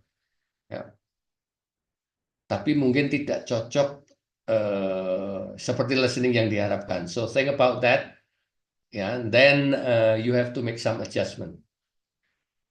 Kadang-kadang kita akan gemes kan. Saya pengennya seperti dia berperilaku seperti yang saya mau. Ya enggak bisa lah. You have to put it the other way around. You got something from North America, from this engine, then you have to make adaptation. You have to put that in your context.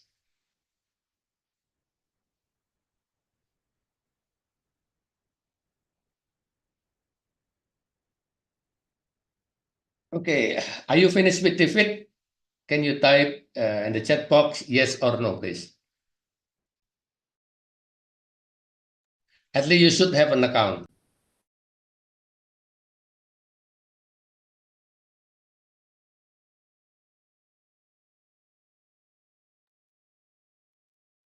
Pak Gumawang, it seems that we have to use institutional email, yeah?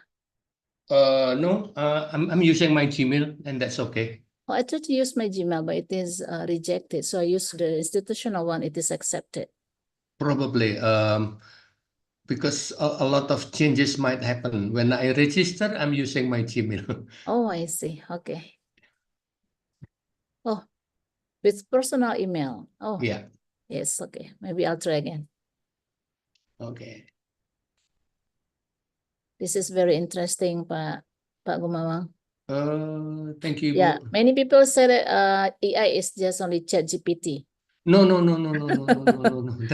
There are many. Yeah, There it are a lot of depends, AI yes. for research as well. Yeah, it depends on Yeah. mine. Yeah, there are so many AI. Yeah, AI is for research, AI for teaching. This Yes. one is AI for more on lesson planning, preparing your lesson. Okay. Jadi harus difokuskan sih kalau permintaannya yang jauh-jauh nanti repot. Okay, and there is some question here. So all the set of AI focus on provide planning, delivery, material evaluation. However, models and strategy of teaching, it depends on teacher's style itself. Yes, we have to make the adjustment from Dr. Maylan. Yeah, we have to make an adjustment. So the style and the delivery and so on and so on. So they create materials. That's why AI cannot replace teacher. Yeah, they assist us but not replace us. Nanti saya terus pensiun. No, tahun depan saya pensiun. Okay. Yes, I try to create a vocabulary. Good. ChatGPT is the great grandparent. Yes, from Ibu Eka. Yeah. Okay. Thank you. Now let's move on with another tools. Let's see. Let me share my slide.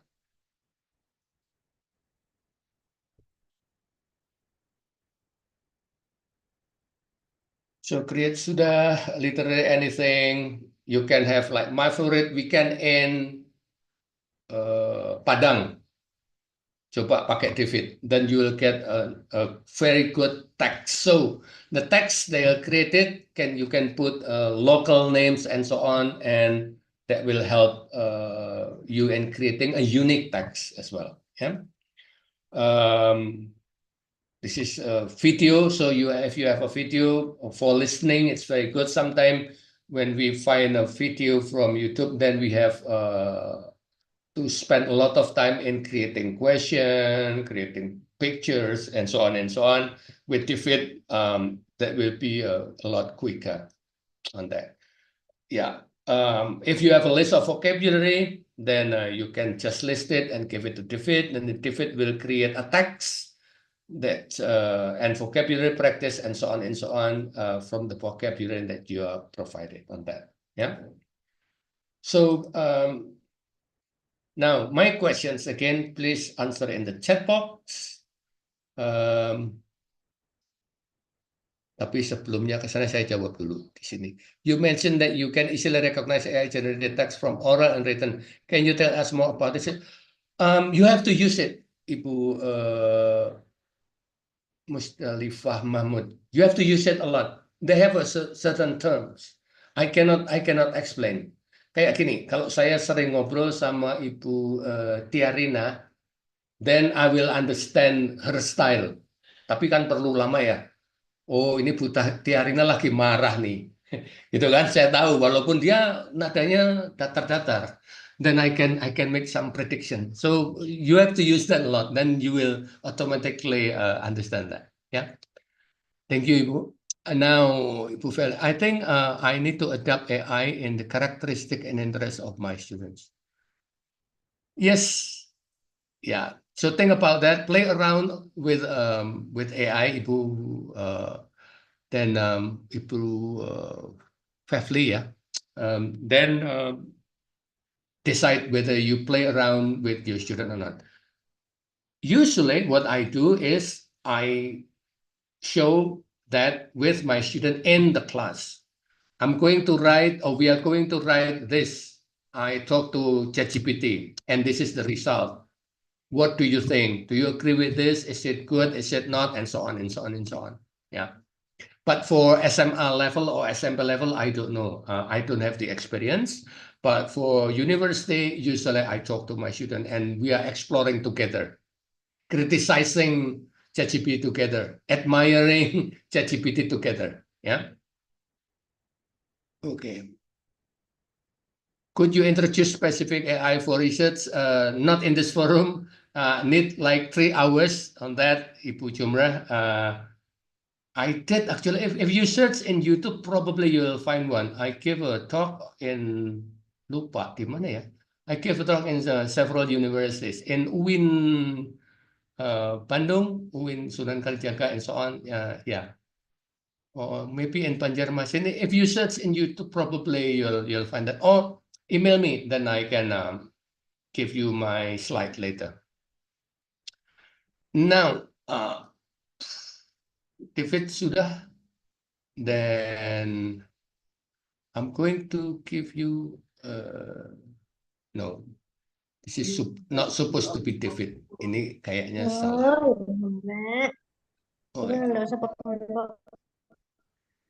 Yeah. Now I'm going to introduce you BRISC. I want to know how many of you familiar with BRISC.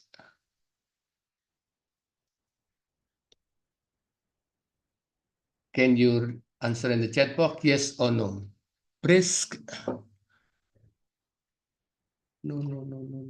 Okay. Belum ya. TEFLIN nanti dieksplor lagi. BRISC also, I'm going to introduce you a little bit about BRISC, but then you have to explore that on your own. Okay. Click BRISC, then here. BRISC is add to Chrome for free. So it's a free and it's additional to Chrome. Ya, kayak Grammarly gitu kan sudah di Chrome dan seterusnya. Ya, so that's BRISC. That will give you a lesson plan as well. Yeah, so hopefully that going to be free for a long time because that's working with Google. Some are paid, some are free. BRISC give around 20 tools. Tools yang dia berikan ada 20. Tidak akan kita bahas semua. If we talk about it, then we will finish the talk next week. So I'm going to show you some, not all.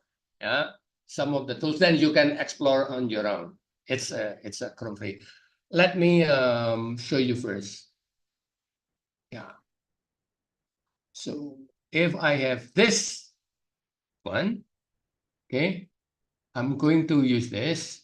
Then I already installed my Breeze. My Breeze is there. It's in my Chrome. So I have it here in the right down corner here. Itu ada Breeze. Sudah saya aktifkan. Okay.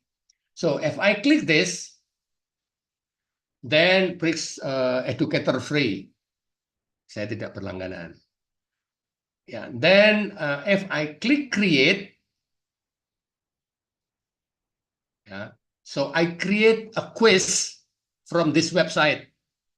Jadi ada yang bertanya tentang listening. Yeah. So this is a test. So I can create a quiz, something else, a rubric, syllabus, resources, progress report, blah blah blah blah. Ada banyak banget. I will not explore one by one, but I'm going to create quiz. Yeah. So if I click quiz, then I have a quiz, the language English. So you can introduce later to other teachers that's teaching other languages. Standard AI, okay. Selected standard. Saya select dulu standardnya. Okay, this is North America. Jadi nanti tanyanya Alabama, Colorado, California, and so on and so on. The standard I'm using yang paling atas. ACTFL. That's the standard for America. Click that. What languages? Yes, any sudah. Communication, communities, comparison, connection, or cultures. I'm going to, because this is emotional being of, I click communication, for example. Then I click it done. Okay. Level for university. Multiple choice, short answer or long answer. I choose a multiple choice. Going to choose 5 questions. Yeah. Then I click next. So if you find a good video, a good YouTube, a good TED or whatever, go to Breeze probably will help you in creating quiz. So the quiz, do you want it in document that you print it and give it inside the classroom, or you can have a G-form. Kalau zaman dulu bikin multiple choice pakai G-form agak ribet. Right now you just click G-form, then Breeze it. Jadi Breeze dia menjadi kata kerja. Okay, then let's see what happened.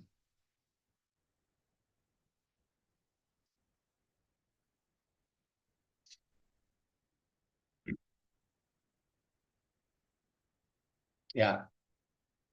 So I got the G-form here.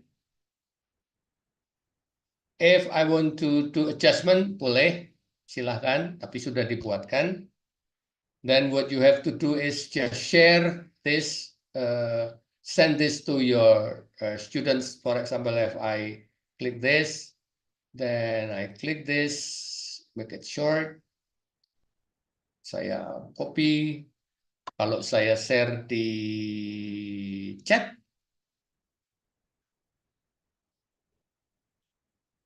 for example, if I share it in the chat box, then you got it there. So as simple as that untuk Breeze. Yeah. Now, yeah. So it's always there. Yeah, that's save countless hours. Yes, to creating G-form. I agree with you both. And also, yeah, you can just make the adaptation for that. Yeah, so that's Breeze. Now, what you can do other than that, it's a lot. So I'm going to show you just this one. Then you can use others. For example, if I click here, if I have a Google Docs materials in your Google Drive, for example, I have This is my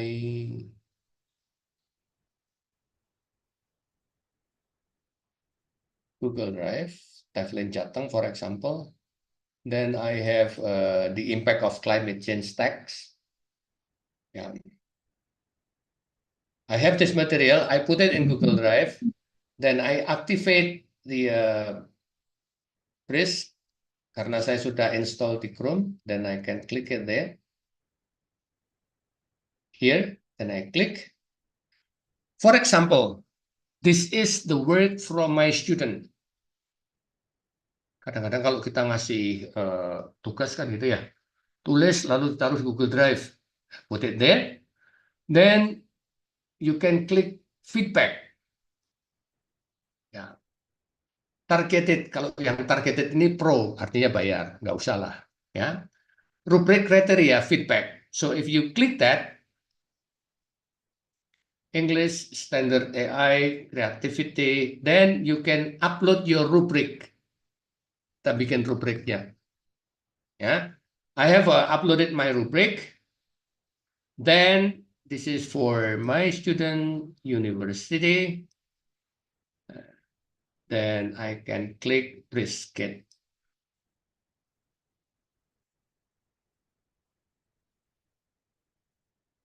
Yeah, content understanding, organization, and so on and so on. Ada banyak nasihat dari sana. Oke? Current understanding, creativity, mekaniknya kayak apa, kontesnya kayak apa. This is all taken from my rubric. So if I give my university students writing task, put it there, then I give praise to my student. Jadi bukan saya yang ngoprek-ngoprek, tapi biar mereka belajar mandiri. Okay, so talk to praise using my rubric. This is my rubric and make improvement. Jadi differentiated instruction lagi. Yang pinter yang ngerjainnya cepat, yang tidak ya pelan-pelan dan seterusnya. Okay, then they can insert it there. Okay, so I will know the student's progress from this. This is the first writing. This is the advice from Pris. Terus dia harus nulis lagi, perbaiki di sini. Ya, for example, bla bla bla bla bla, perbaikan menurut yang ada di rubrik. After the rubric, then I will advise my student to go to feedback again and go to glow and grow. Glow and grow is to analyze the positive of their writing and how to make it better, kira-kira gitu. So if you click that, English, creativity, the same rubric, university, and then I click it there, then this machine will give feedback. Glow, meaning that's your strength. Cocok banget untuk mahasiswa. Untuk SMP, SMA, I don't have the experience. But this glow, and this is how to grow. Enhance the analysis, consider incorporating specific example or data that support your claim. Ini. Yeah, so that the students will improve that, looking for other resources and so on and so on. Yeah. Then wondering how my personal anecdote dan seterusnya. Okay. So you can ask the student to insert it there. Then go to here again. Then feedback. Next step. Sudah 3 kali revisi, next stepnya ngapain? Ya. Then you can risk it, then they will give another advice and so on and so on. Okay. So, in short,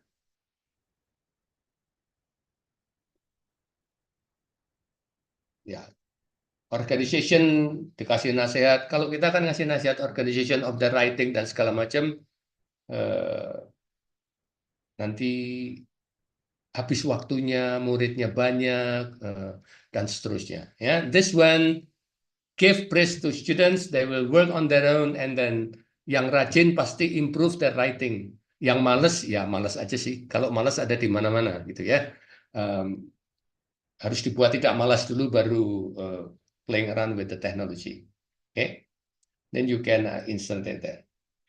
Okay, so press, in short, press, then you have create, ada 20, nanti boleh dicoba-coba, think about that. Not all of them are useful and not all of them are good. Then you can go feedback, what I'm practicing so far, creating quiz, I've done that for my class, giving feedback, I'm working that with my students right now, and they find it very, very useful. Yeah. Then I haven't really explored other things here.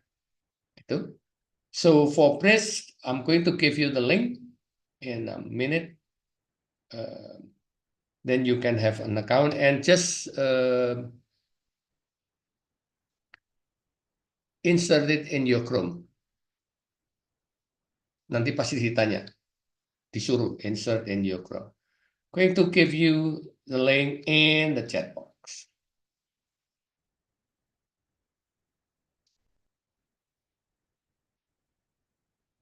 Link in the chat box and then add into your Chrome, then try it.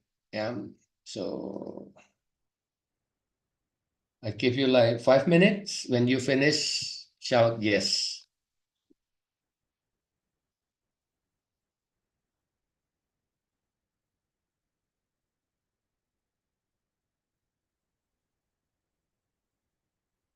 I want my students.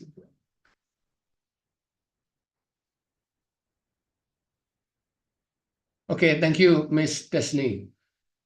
So if you have a YouTube a lot, you waste a lot of time spending hours creating questions and activities, probably Brisk can help you or TEFLIN can help you. Brisk and TEFLIN is about the same AI with different capabilities. Yeah.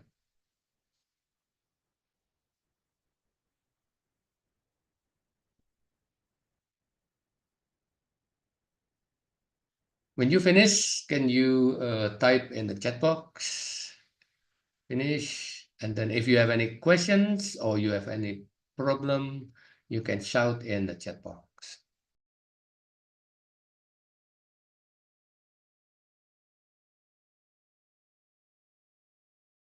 Halo, Prof. Assalamualaikum. Waalaikumsalam. Can we use AI to make a research dealing with human behaviors? Yes, you can. How? But yeah, to do but it? I cannot explain it right here. There is no short answer for that. That's going to be a very long explanation. Should be in another forum, AI for research. Yeah. Yeah.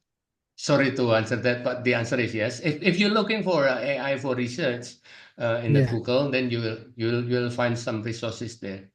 Oh Yeah. yeah, yeah. Yeah, but I cannot explain in this forum right now. Kasihan nanti kan. Thank you very much, Prof. You're welcome. Tapi saya bukan Prof, jangan Prof, panggil saja Jati lah. Yes, I can. Yeah. Yes, amin, sir.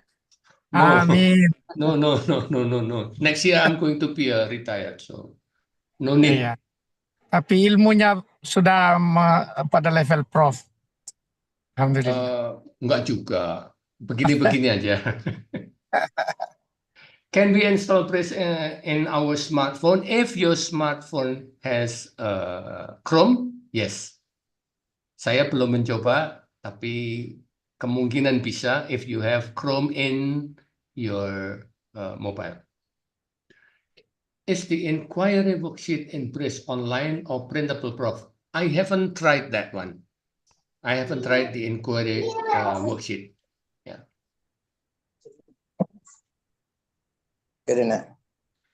Other than Maka chat Safrizal, Pak Safrizal, you can try Brisk, but what I know is only Brisk and David so far. Mungkin ada yang lain. mungkin alat ini bisa menurunkan. Sorry, I cannot hear you. Bisa menurunkan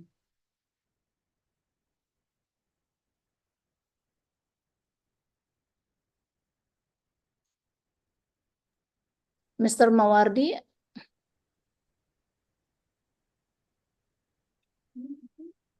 Pak Mawardi, coba dihidupkan.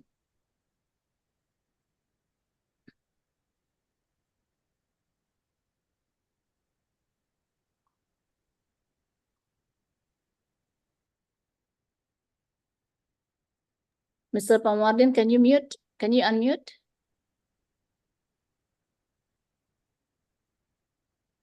Hello, Mr. Mawardi. Yeah. Okay. Hello. Yes, Yeah. we can hear you. Maybe this AA can make the students and creativity. No, Pak. Creativities No, of the students. I don't think so. I don't think so.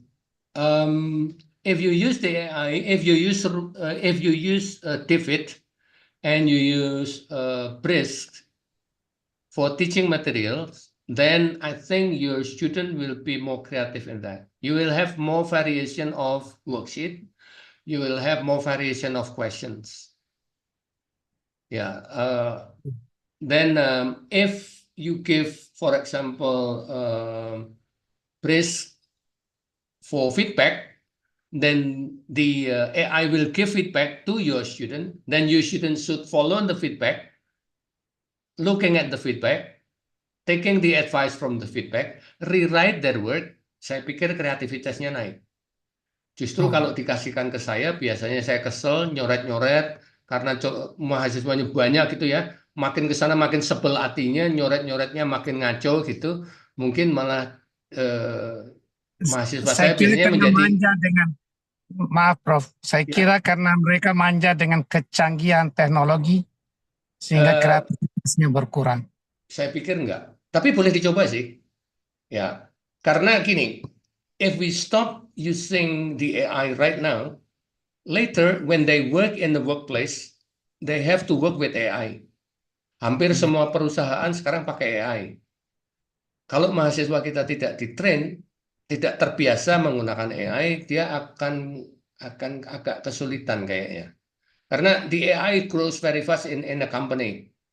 Tapi saya dengar tadi hanya untuk urusan bisnis, bukan tujuan utamanya pendidikan. Betul. Makanya saya tadi bilang ya, kalau ini harus ada adjustment.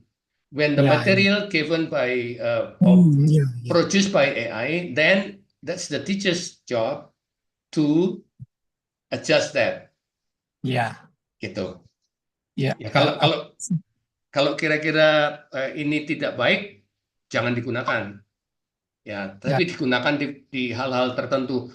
Jadi jangan setiap kali menggunakan AI terus. Jangan semua, kalau punya 12 pertemuannya semua diproduce sama AI. Jangan. Think about it. Gitu ya. Iya, benar. Betul. Nanti kalau itu kita jadi mesin semua repot. Jangan. Iya. Betul. Okay, and there is a question from Ibu Nova. How detailed should be our rubric Thank you very much. My pleasure, Bapak.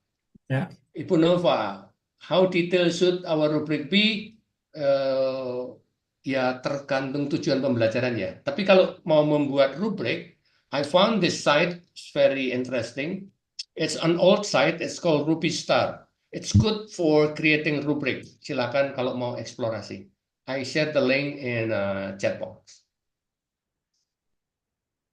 In Bridge, the question is completed with the answer keys, but not in a TEFLIN ya. In a TEFLIN is more printed. Kalau di Bridge, you can create that with the Google and then you can insert that in your Google class and so on and so on. So different function, Ibu Nurnia. In the TEFLIN, you can click with the answer, but it's for printed purposes, not for digital. Sir, Yes. I want to ask you, sir. Sorry, Yes. but open the camera because my cellular cannot open the camera. Yeah, Sorry, that's sir. okay. It's not That's polite. okay. Yes, Ibu. the purpose of education now to lead our students in hard thinking skill, right, sir? Yes. My question is, how can AI make our students lead our students be hard skills thinking, according to you, sir? Yes, beginning. AI is created to help us producing teaching materials, gitu ya. Tapi balik lagi ke definisi saya awal. They creating new and they got limitation. They don't understand context. They don't understand the situation, gitu ya.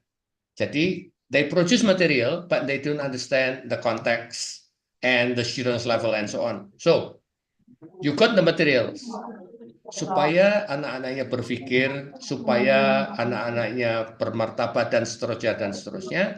It's very much on the hand of the teacher. Kemarin masih tetap 2 ya pakai cuma. Yeah, it's Yang kemarin yang guru-guru sama ini. Excuse me, Ibu, can you Tetap please 2 mute? kemarin. Hello?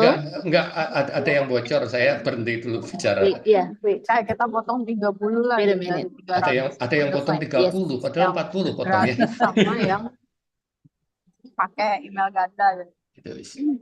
Ya, itu Wait a minute. suruh mute itu Ibu. Yes. Pasti kedengaran suaranya. Ya, kita minta admin untuk mute sebentar. Wait a minute. Ya. Udah ya? Okay, that's very good question, Ibu. Saya jelaskan lagi. Back to my definition awal. AI is a machine. They will produce a text, they will produce image, they will produce a lot of things. Okay? What they produce itu tidak ada konteksnya atau konteksnya kemungkinan keliru. They don't understand the context, they don't understand your purpose, they don't understand the student's level and so on. So, if you're asking for higher order thinking, if you're asking for behavior dan seterusnya, it's the teacher's job, okay? It's the teacher's job to use that material so that the student think, so that the student active, so that the student kreatif dan seterusnya. Itu fungsinya AI. Ya, jangan dibayangkan bahwa AI akan membuat anak-anak tidak kreatif dan seterusnya dan seterusnya. Ya iya, nggak kreatif kalau nggak diapa-apain. Okay? So the role of the teacher is not transferring knowledge only right now. Karena sebagian transferring knowledge sudah diberikan oleh AI, pengetahuannya dan seterusnya. The teacher's job is more on focus on how my students doing this so that they have higher order thinking, so that they have creativity dan seterusnya dan seterusnya. That's the function of AI. So AI is not contextual. No, Can no, do. it's not contextual. Even Yeah, that's for research, it's not contextual. Okay. That's why when people ask me, like, can we use that for Yes, research? Yes, but need a very long explanation. Kalau tidak, kasihan mahasiswanya nanti menjadi Ya, plagiat. hanya menyiapkan materi tapi tidak kontekstual. Betul. Ya. Thank you, Pak Jati. Sama-sama. Pak Jati, Carmila. Okay, excuse Yes, me. Ibu. Pak Jati, can we answer the question or you want to finish your presentation? Oh, my presentation finish, Ibu. Oh, finish. Ya, hanya satu slide penutup aja. Okay. Yes, I think Ibu Kamila is asking question. Materinya Yes, Ibu. menarik biar sampai malam. Okay. Okay, Just- thank you, just- Pak okay, Jati, thank for the presentation, for the insightful presentation. Tapi ada pertanyaan kayaknya penting sebentar, Yes, Bu. okay. Ya. There are so many questions, so we give time for Pak Jati to answer the questions. Pak Jati, please answer the Yes, question. thank you. Ibu Kamila, I think you are. Yeah, I think, Pak Jati, you never fail to amaze us with your knowledge in AI. I just have one thing that I really want to know your take on it. Because if we talk about AI, there is no argument anymore. It's inevitable. It's very important. We know that we cannot ask our students to not using it, as you explained. But Pak Jati, I think the most important homework for us right now regarding generative AI is to deconstruct our assessment, Pak Jati. Because we cannot use the same indicators of assessment to assess our students anymore. For example, like what some other participants asking about creativity, for example, we cannot assess them with the similar assessment or indicator of assessment of creativity anymore. Or if we want to assess their understanding, for example, we cannot assess them with the similar indicator of comprehension anymore because of Gen AI. Yes. That's my think. That's my thought. Okay. What Thank do you you. think, Pak Jati? Thank you Thank so you, much. Ibu. It's really great to meet you again, even though virtually, Pak Jati. Thank you, Terima Ibu. kasih. Sama-sama. Again, assessment, it's similar to plagiarism.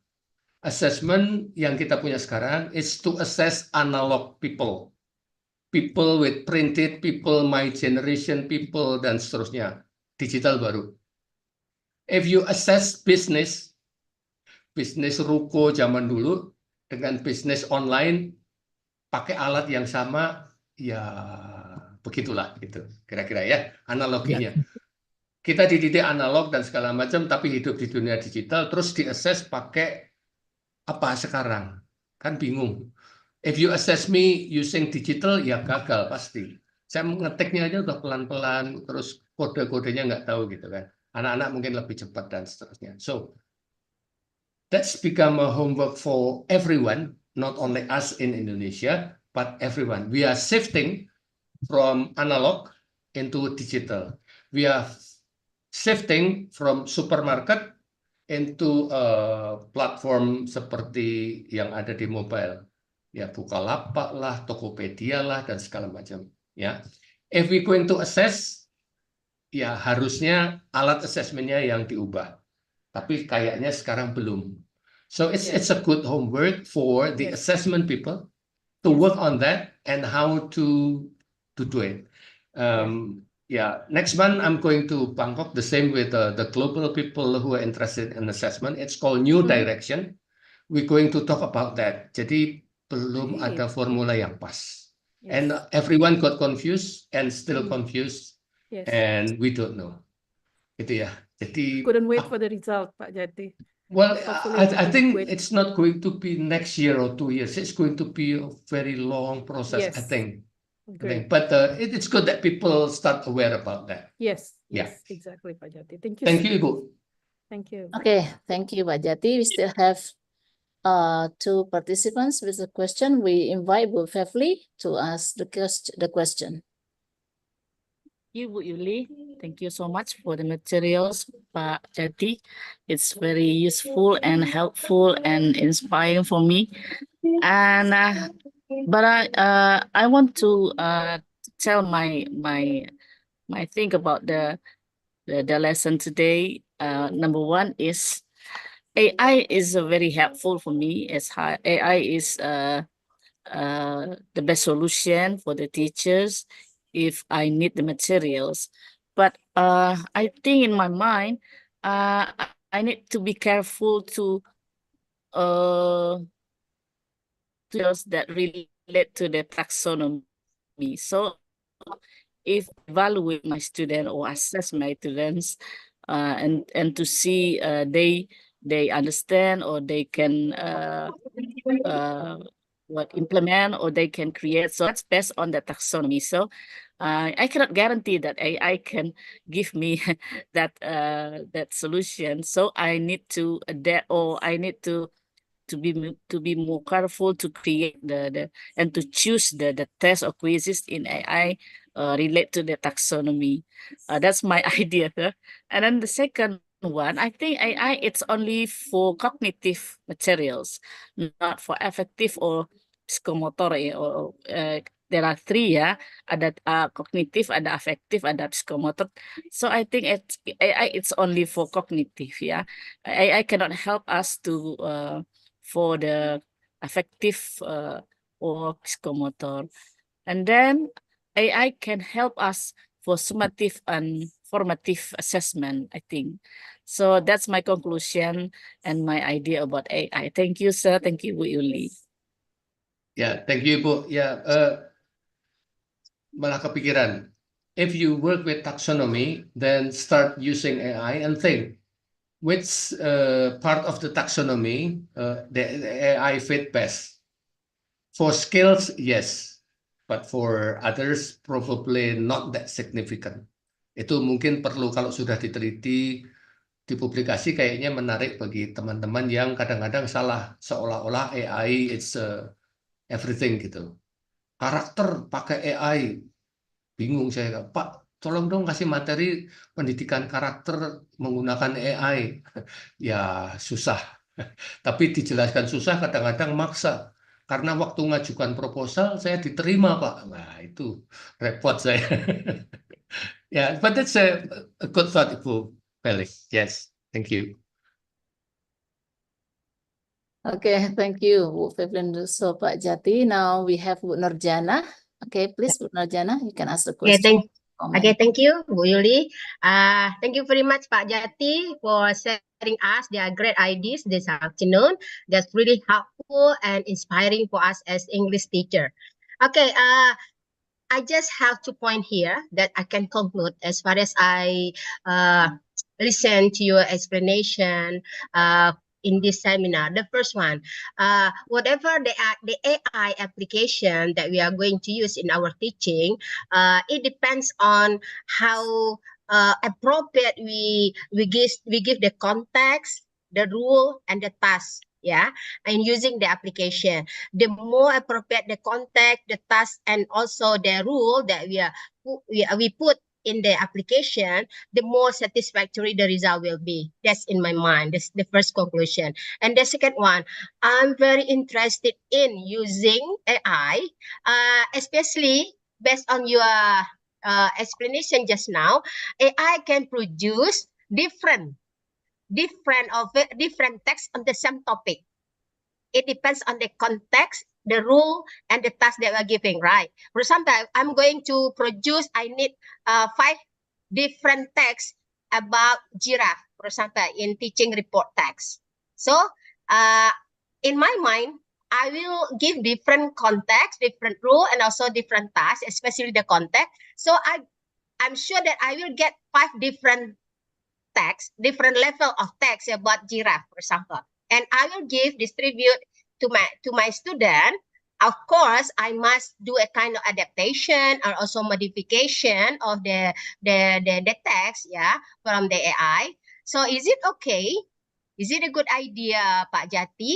If I do so, I try to get to make various texts on the same topic, because it is a big problem in my teaching to find the same level of text for the same topic.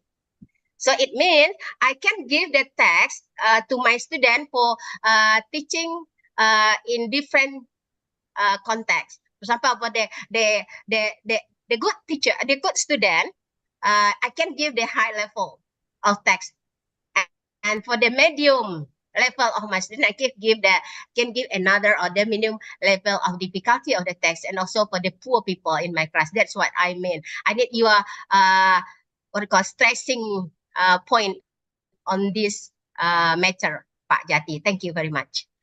Yeah, thank you, Ibu. I think so. You can try it, Ibu.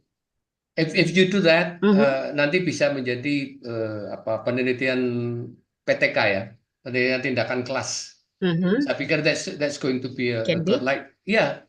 So you can use like David, with high level, give it to high level students, and then one medium and one low, and let's see what happened in the classroom. I think that's a good idea, Ibu. Thank you. Okay, thank you, Pak. Thank you, Bu Nurjana. Okay, Bapak dan Ibu, do you still have questions? Okay, we still have about 45 minutes before we end this seminar. Yeah, there is a question here from Ibu Pena. Number one is the drawbacks or limitation of AI that we should aware of. The limitation is context. They don't understand context at all. Yeah, that's the limitation. They don't have creativity at all. Careful with that. We have to be aware that we are talking to a machine. Kadang-kadang kita lupa. Kita terlalu sopan. I'm sorry for my typing mistakes. Dia jawab sih, itu ya. Number 2, can you provide us with some tips on how effectively utilize? I cannot give you some tips. Sorry, make it effective because it's every individual will respond differently. My advice would be play around with that. Ya. But tips, general tips kayaknya nggak ada deh. Tapi lebih ke analyze that on your own on that. Ya. Do and don'ts. If your student not ready, do not force to use AI. But if your student already use AI and you think that they need advice, I think it's better if you work together with your student using AI. Jadi terbuka aja. Mari kita belajar bersama dan seterusnya. Because sometimes the students know better. Ya, if they know better, tapi kadang-kadang penggunaannya salah. Jadi paling bagus menurut saya, we work together with the students so that I know what's the strength of my students, how advanced they are, and so on, and so that I can slip on some advices on that. Yeah. Okay, thank you. Is there any other questions or issues? Yeah, there's a question from Bu Eva, Pak Jati. From Ibu Eva in the chat box. Yes, in the chat box. Thank you, Pak Jati. I mean, the rubric for bridge, should it be detailed or is it mentioning components enough? Yeah, with bridge, we have to upload our rubric. So we have to create our rubric, then we can detail of the rubrics. It depends on the learning objective, I think. Ya, jadi rubriknya apa aja? If you want to give, usually I give only 4 rubrics for my class to give you illustration, so that the students will not get fed up.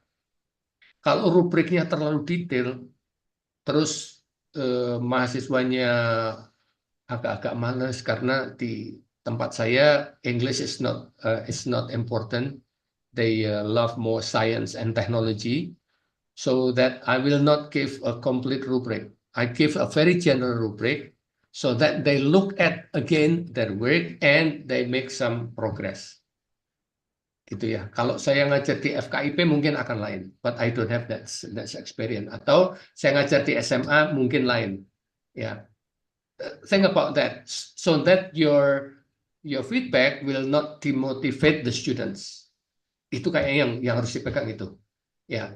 To keep their motivation. Nanti kan mulai rubrik yang general, if they're working on that, they're happy with that, you can add some more, dan seterusnya. Kadang-kadang feedback itu kurang efektif, malah menjadi beban bagi mahasiswa dan seterusnya, terus nggak dikerjakan dan seterusnya. Ya, so think about that.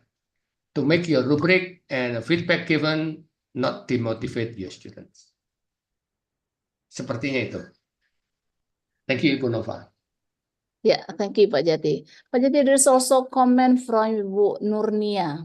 She said that BRIS bisa bantu dalam proses koreksi skripsi kayak gitu loh Pak ya. Yang mau dikoreksi apanya? That's another question. Yeah. If the correction is on the language, yes. On the structure, yes. But on the content, on the context, on the depth of the theory, when that's a university student, maybe not. Yeah. At some certain level, yes. Yeah. Oke, jadi hanya bisa konten ya Pak ya, konteksnya enggak dapat ya Pak ya? Enggak dapat. Kalau grammar gitu ya mungkin gitu ya. Jadi proofreader deh Pak ya? Kalau kontennya proofreader. Ya, silakan Ibu. Ya. Kalau menghindari untuk mengecek plagiarismnya bisa nggak, Sir?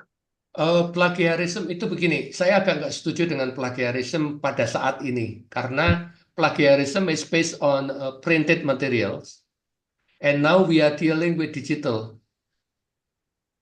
Jadi agak sulit. Mungkin bisa juga plagiar to check the plagiarism, but I cannot say much because I don't have the experience. If it is content, sir, ada aplikasi yang untuk mengecek itu, sir, untuk menghindari kata-kata yang sama gitu, sir. Jadi Ada. Turnitin bisa. apa namanya, sir? Lupa saya. Ada ngecek itu, sir, untuk skripsi, sir. Ya, namanya Turnitin. But it's very expensive. It should be 6 bulan dia 210 ribuan gitu, sir. 6 bulan aplikasinya. Mengecek itu. Turnitin kalau nggak salah. Aduh, saya lupa. Ya, Bisa Turnitin namanya. Ya, saya lupa. Turnitin namanya Bu Rita. Ya, oke. Ya, Yes. thank you. Welcome. Pak Jati, can I have a question, Pak Jati? Sure. You have to Yes. pay. All right. Okay. Well, I'm teaching now micro teaching to my students, right? So so you're offering DFID. Yes. It gives me kind of idea to share this to the novice teachers. I mean the next future teachers, whether they are able to create the lesson plan by using this. But I can't really have a doubt that whether they know what to revise, they know the area, they know the real the suitable teaching material for the student later on that they will teach in the school. So is it okay that to share this and to let them know? Yeah. Now, how can I make sure that this is very helpful for them to make lesson plan? Oke, thank you, Bu. Saya agak sarkastis sedikit ya, tapi mungkin memberikan bayangan bagi teman-teman yang ngajar di FKIP. When I learned micro teaching long time ago, when I'm studying to be a teacher, I was in a college for 4 years. Tapi masuk kelasnya cuma 4 kali atau 5 kali waktu praktek ngajar. Ya, jadi saya belajarnya 4 tahun, tapi praktek masuk kelas hanya 4 kali atau 5 kali. Setelah itu, dan saya lulus terus suruh ngajar masuk sekolah gitu. So I got a lot of theory. My practice is only 4 or 5 or 6 times. Then I become a teacher. Waktu saya ngajar pertama pasti jelek banget. Adapting materials dapat teorinya, tapi saya pasti ngajarnya jelek, tidak disukai mahasiswa dan seterusnya. Belum ada DFID, belum ada BRIS. Now, there is a DFID and there is BRIS. I think the student will be the same. They will learn from scratch. They will learn and making a lot of mistakes. Ya, kesalahan yang dibuat berbeda. Zaman saya kesalahan grammatical dari teks yang sangat sulit, lalu saya anak yang masih muda ini lulus S1, adapting materials from Jakarta Post gitu kan, grammarnya malah menjadi salah, vocabnya menjadi salah, terus saya gunakan untuk ngajar. Ya, with DFID that's a different. At least we got a proper text gitu. So that's the job of the teacher to practice more inside the college or university before they do practice teaching, to analyze the text at least. Okay, go to DFID. Do you think the text is appropriate for your students? Is it too difficult? Which word is too difficult? How will you explain this? And so on and so on. Jadi mungkin menjadi bahan yang bagus untuk dibedah bersama sebelum mereka terjun ke lapangan. Ya, supaya punya banyak perspektif kira-kira yang akan dihadapin. Waktu zaman saya dulu tahun 70-an ya, 80-an, I was really shocked in my first job, to be honest. Nangis saya pulang habis ngajar. Sekolahnya bagus, saya ngajarnya nggak bagus, terus anaknya ribut terus. Murid saya kebetulan 90% anak kursusan. So begitulah kira-kira. That's an analogy. Hopefully will give you some ideas how to teach micro teaching in the university. Mohon maaf tidak bisa menjawab dengan cara yang lebih baik.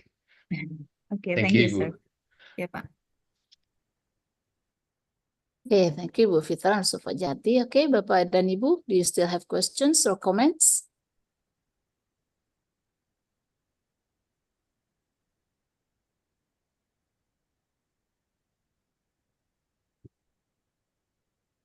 Yeah, so actually there are already many questions, ya, Pak Jati. You have answered the question during the presentation. There are 24 questions actually, and then you have responded it. Ya. Oke, saya sebelum ditutup mungkin share sedikit. Silakan. Oke. Ya, ITEL got two books yang karena belum banyak yang nulis, jadi kami menguraikan diri dengan banyak kesalahan, for sure. There are a lot of improper and so on. But if you're willing to have it and have a look at it, boleh. Ada teknologi dan pembelajaran bahasa Inggris yang ditulis sama teman-teman. You can click the QR. It's free, tidak berbayar. It's in Google Play. Terus ada 2024, we try to have lesson ideas, collection of lesson ideas to teach speaking using AI. Tidak sempurna, ini punya teman-teman. Jadi if you click that and probably will give you some ideas. Yeah, that's a lesson ideas. You can use it, you can adapt it, and so on and have a look at that. You can get it for free in there. Ya, silahkan.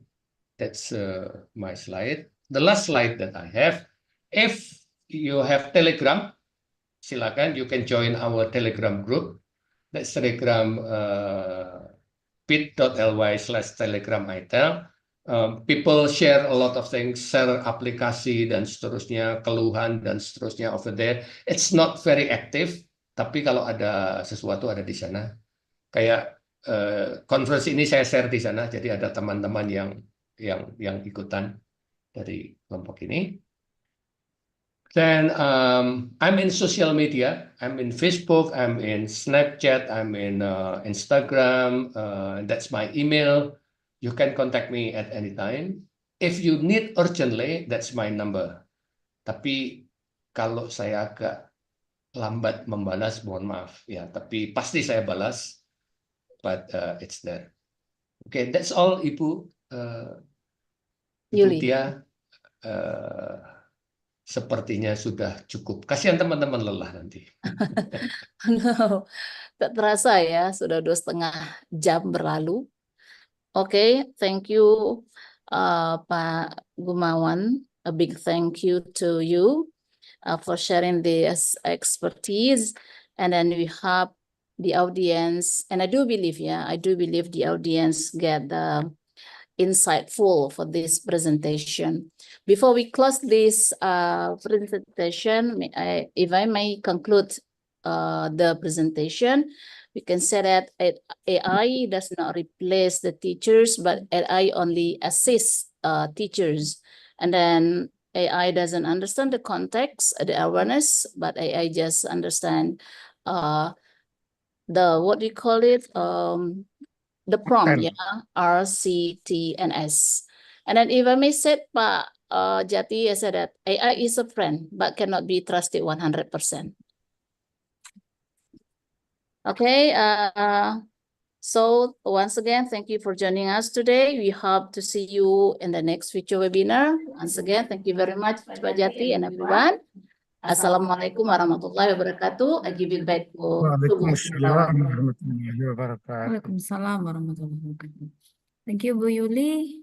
So, Bapak dan Ibu, ladies and gentlemen, we have come to the end of our webinar. We would like to extend our deepest thanks to Bapak Jati for the valuable knowledge he has shared. Surely his insights and also practices have been beneficial to all of us. Bapak dan Ibu, ladies and gentlemen, this completes today TEFLIN webinar, West Sumatra chapter. Once again, we thank our speaker and participant for joining today's session. Before we officially close the event, we would like to take a group photo. So we kindly ask all webinar participants to turn on their Zoom cameras.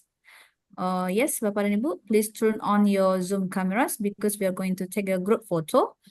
Later, the admin will take a screenshot of our current Zoom session. All right. Dimas, would you like to help us to take the photo?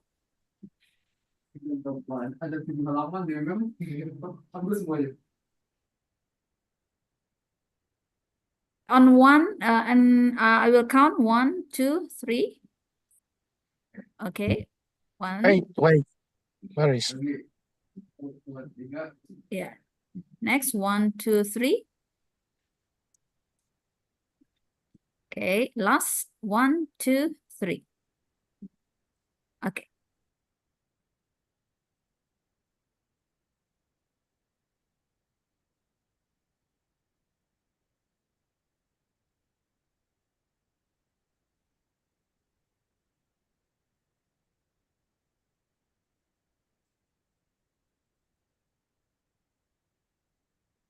Yes, Bapak dan Ibu, that's it, the session today. Thank you. Assalamualaikum warahmatullahi wabarakatuh. Waalaikumsalam warahmatullahi We wabarakatuh. would like to remind you, Bapak and Ibu, please take the attendance because that's the ticket for your certificate. And also you can follow or listen again to this webinar on our YouTube channel. Yes, thank you. Okay, Pak Jati. Bu Yuni. Yeah, can I have the YouTube channel, please? Oh yeah, wait a second, sir. I will write. Maybe Ibu, you can WhatsApp me the YouTube channel because a friend of mine in the UK, they want to know what's going on with Indonesia in regard to AI. Oke, Bapak. Sebentar, Pak. Kita copy. Ada sebentar. Siap. Iya. Saya tulis di chat box, Pak. Itu dia. Oke. Ya. Oke, thank you, Ibu. Ya, sama-sama. Oke, Bu Yuli, kita selesai. Iya. Oke. Ya. Iya.